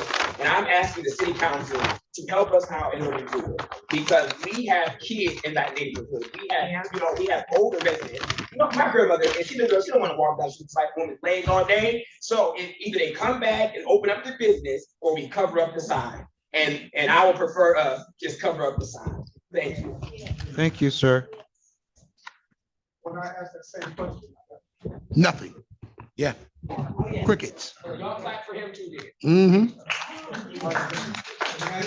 Stroke everybody's ego. Get everybody's ego stroke. Good evening, Joshua Chartier, 94 Rhode Island. Thank you, Just sir. to piggyback on, the construction that's been going on and et cetera. I am right there on the corner of 94 and Rhode Island. Let me tell y'all, it's been like playing the game of Pac-Man to try to get home. Go down one street, try to go down the next, it's blocked. Go down the next, it's blocked. Go down over here, it's blocked. Go down here, it's blocked. At one point in time, they literally cut off the corner right there and my driveway, couldn't get out, So it's ironic that we just passed the grant to let's fund some potholes, and now my car has to be driving over all of this when no notice is provided on no door about nothing and nowhere anyways. But that being said, I just wanted to close with this. The Highland Park Tifa Zone FY 2012 audited financial statements prepared by Gregory Terrell and Company confirmed 2 outstanding obligations tied to the Manchester Place. The Manchester Place LDHA loan and the original principal amount of $3,244,000 matured this past April 2026. The second obligation, the Manchester Place 2 LDHA loan of $564,729 does not mature until October 2035.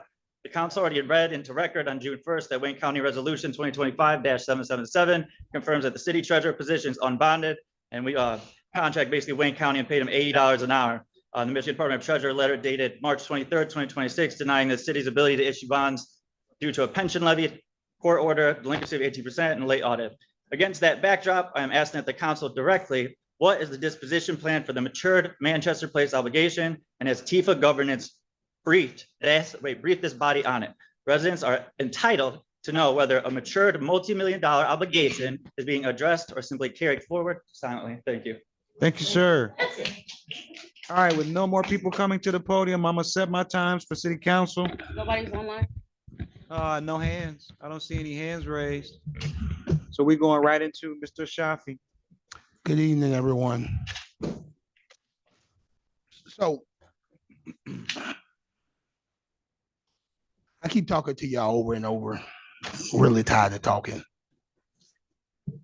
I think it's more of a question of me sitting back and letting you see for yourselves, My mother told me a long time ago, hard heads make a soft ass. She ain't never lied. I pre-warned y'all on a number of things. And I just want to quickly, just briefly speak about code enforcement, because he clearly started it. He should have just left me alone. Code enforcement has been unique in the fact that they definitely have their hit list of who they write tickets on and who they don't write tickets on. I want to take you back to an interview that code enforcement did on Keisha B's show. I'm sure you all saw it, where when he was asked, why isn't the council president ticketed? And he said out his mouth on that show, because he's the council president. Okay, so people definitely have their special privileges. And I keep telling y'all all the time, the system does not work if it's one-sided. If one person is benefiting from it and nobody else is benefiting from it, it's a waste of time. Everybody gets the same bite of the same apple. No different. No, nothing else will do. Justice is not justice if it's for one person and not for everybody else. I keep telling y'all this over and over, but nobody seems to be listening to me. You have this hatred for me, as if I done stole your money, burned down your house, beat up your mama, slapped your son around or something. You act like I done something to you. I don't know you. I haven't done a damn thing to you. And your hatred for me does not equate to my hatred for you. Because in order for me, to hate you, I got to give a damn about you. I don't. Hatred requires effort and energy. I ain't got that kind of time for y'all. But you can go on hating me, and I will be proven right as I've always been proven right. You think I'm joking around here? You got to pay attention, because all they need is the right person in here, and you can kiss what's left of your water infrastructure goodbye. My advice to you is to keep what you have while you got it. Be careful. Now, having said that, ladies and gentlemen, I wish every single one of you the absolute best. I hope you have an amazing rest of the year. I hope that everything goes the way that you want it to go. Don't hate anybody. It's too much effort in it, too much work. Take care of you, take care of your families, take care of your loved ones. Be vigilant, pay attention to what's going on. Because if you think you're not under fire, you're sadly mistaken. There's a mistake that's about to be made here. You made it before in 2010, and it cost you your water plant. That got shut down. You're about to make that mistake again, and it's going to cost you what's left of your infrastructure. If you think I'm lying, try me. I was proven right in 2010. I'll be proven right again here. You're making a mistake. Avalon Village is a mistake. Stay away from it. Thank you. Thank you, Ms. Mark. All right, I'm just gonna keep it brief and short. Real quick, I do agree with some of my constituents that rental ordinance does need to be readdressed. I'm just gonna say that this tax exempt ordinance, it was interesting that it wasn't presented to us in a workshop like that. With that being said, it is late. I'm gonna go ahead and turn it over to Manica. Good evening, all. Just want to say great job to those who did the cleanup for the city and for District 1 first spring cleanup.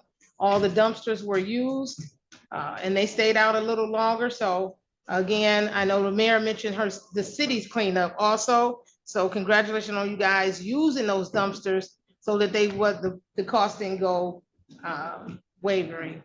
Other than that, I don't have anything else other than, yes, I do. Make sure you check out what's happening at the Ernest T. Ford Fieldhouse area and Reggie McKenzie. They are now working on baseball and softball diamonds. Yay! Right, come on, clap that. So that area will be nice for children, etc. It will be going. So again, there are so many things that are positively happening in the city that we can also focus on. And please make sure you take care of your own and your own area. That would help a whole lot. Everybody have a good night. Thank you, ma'am. Madam Pro Tem? Hello, everybody. God bless you. I want to thank my pastor for coming. I have two questions. I sent an email earlier today to ask the clerk in the attorney's office about what's the proper words to put on your affidavit, whether it's the AOI or as a write-in. Are you supposed to put just treasurer on there and just clerk? Or are you supposed to say city clerk and city treasurer? Did anybody have any answer for that tonight? I just read your email just before the meeting started. I'll look into it, but I'll confer with the clerk also on that. Good answer. Madam Clerk? You're running in a city, not a village, not a township, so it's not necessary to put city clerk because that's the community with your city. So it doesn't say that in the charter? It doesn't say it in the charter, it doesn't say anywhere. AOI is not governed by the charter, it's governed by the state of Michigan. Thank you. Last question is, who is supposed to actually read resolutions and ordinances into record? The council. I thought it was the secretary or the clerk. Correct me if I'm wrong. That's why I'm asking the question. I'll take a stab at that. I don't know anything about that. Where does it say that? I didn't say it said it anywhere. I'm asking. But I will do some research, and when I find it, I can send it to you. The council president or council members. Okay. Whoever submits it, takes that charge. Thank you so much. All done, ma'am? Okay, so, let you go. Goodbye. Good. So, I don't even know where to begin. A good physician, good cardiologist tells you you're out of shape. You're gonna have a heart attack if you don't exercise and you don't stop eating ribs and mac and cheese. A good dentist will tell you you got a mouthful of cavities. You got to stop eating all of this candy. A good personal trainer will tell you, hey, you're out of shape. And if you want to live longer, you got to exercise. But a good politician will placate your ego and get you all riled up and tell you whatever you want to hear. But it's bad to be a elected official and be honest with the audience to hear the truth. So I love clearing the room out. It makes it easier for me to talk to people who can actually hear. Tonight, whether you know it or not, the city is hundreds of thousands of dollars in debt because of what comes out of people's mouths. And the real sad reality, something I never thought that I would learn, I never thought that I would be sitting in this chair, is how precarious it is to have elected officials who don't understand what their role is. We are not a large municipality. The city council is the 5 people that you see here. That is all of our staff. So the capacity of city council is reflective in the people who are sitting here. If you don't know anything about LIHTC housing, then you can't speak on LIHTC housing. If you don't know anything about what low-income tax housing credits are, then you don't understand that that's the reason why there's nothing being built in the city of Highland Park, because there's no investment capital that is willing to come into our poor, and in their perception, poorly managed, and into what the citizens have said, horrible looking city. The city doesn't look like it's open for business. So I've lived here for 26 years and there are no new developments. I had people tell me I needed to get training, which flabbergasted me. I became a planning commissioner and went and got a master's that covered planning and conflict resolution, only to come back into this room and be told I don't know enough. Since I've been in this chair, I took a real estate class because I didn't know. I took a real estate development class to understand, and I bring that knowledge back and I'm told I don't know anything. So I don't really know what to say other than I have people making broad statements about topics that they really have no knowledge with great confidence. If it were that easy, it would have been done before. This is not a magic wand, it's just a hammer. We didn't show up here in January of the beginning of our term endowed with unique powers. If all these things that you're saying, if all these placating statements and all this hullabaloo that you're talking about, then why didn't the gifted and immensely talented city councils prior take those actions? Because it's all smoke and mirrors. It's all BS if you really don't know what you're talking about. That's very frustrating because this city is hanging precariously, just like Hamtramck. We look inept because of whoever the people are in the chairs are making statements and making assertions about things that are not centered in reality. If it makes you feel better to say those things are going to change in 6 months or whatever, good luck with that. When I say good luck, I truly mean from the bottom of my heart, good luck. Because that's like the moon, macaroni, and cheese. In order to believe that you can have macaroni and cheese made from the moon, you have to believe 2 fallacies. 1, that the moon is made out of cheese, and 2, that a human can harvest it and turn it into something edible. That's what happens here week after week. People say these emotional statements. It's not until you get your 5-minute meeting after you get elected that you find out how bad it is. For every president, it turned Obama's hair white.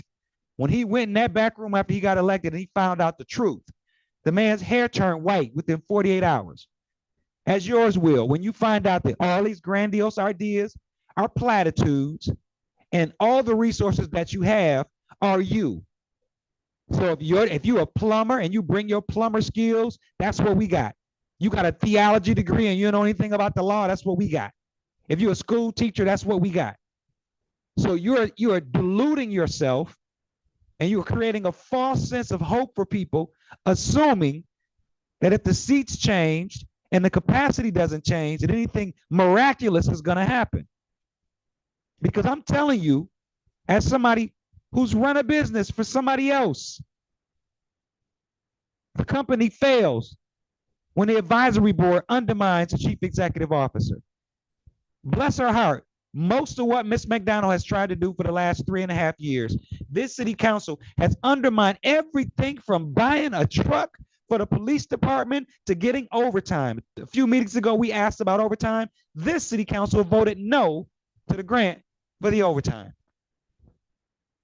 So I don't know what y'all want. And when people say other folks, it's only one person on this council that can beat me walking home. And I don't know anybody who invested all their retirement into this city with the hope that it will be beneficial, only to get ridiculed for investing my retirement to make sure that some developer from California didn't get a city asset. My mama used to say, no good deed goes unpunished. The irony of that statement. So smoke and mirrors, living your dream if you want to. The proof is in the pudding. I can't wait to see the magic because I've seen the documents, and everybody in this building still takes my phone calls because I haven't insulted them. And every department head will entertain a conversation because I haven't insulted their intelligence. And I don't think they're telling me anything different than they're telling the rest of you. God save us all. The chair will entertain a motion to adjourn tonight's meeting. Thank you, Jesus. Hey, y'all, but I got Meeting adjourned. he took 2 years. No, you didn't. Yes, I did. You better go ask him. No, you didn't. Ask the man, baby. No, you didn't. Ask the man. Man has Ask some the interesting comments about you. I feel sorry for you. I'm gonna pray for you. I feel sorry for you. I'm gonna pray for you. Pray on. Pray on. You get exactly what you paid for.